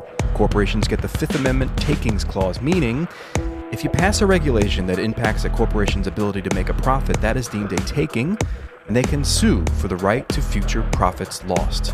This creates a chilling effect, and local and state governments become much more hesitant to pass laws in the public interest for fear that corporations can claim loss of potential profits that cities and states will be on the hook to pay. Buckley versus Vallejo, 1976. The Supreme Court rules that spending money to influence elections is protected under the First Amendment, in effect saying that money is speech. Citizens United versus Federal Election Commission, 2010. Today, the Supreme Court of Chief Justice John Roberts declared that because of the alchemy of its 19th century predecessors in deciding that corporations had all the rights of people, any restrictions on how these corporate beings spend their money on political advertising are unconstitutional. The court's ruling threatens to undermine the integrity of elected institutions across the nation. It's a rejection of the common sense of the American people.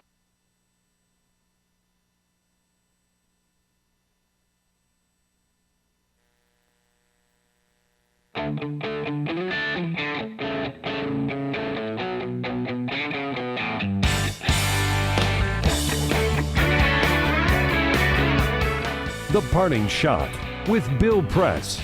This is the Bill Press Show. And a final word on Clive Bundy. You know, if you believe Rand Paul, he's an American hero. If you believe Dean Heller, he's a true patriot. If you believe Sean Hannity, he's the best thing since Jesus Christ. But if you know anything about Clive Bundy, we know a lot more about him now, you realize he's something else indeed. First, as Ian just told us, he's a thief and a cheat.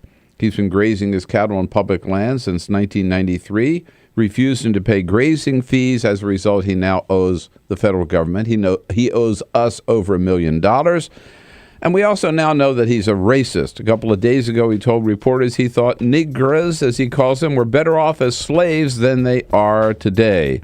Yes, and this is the bozo that Fox News has been celebrating as an American hero. Unbelievable. Harry Reid is right. Clive Bundy and the armed militia who support him are domestic terrorists. That's my parting shot for today, folks. It's been a great week. And now go out and have a great weekend and come back and see us again on Monday. This is the Bill Press Show.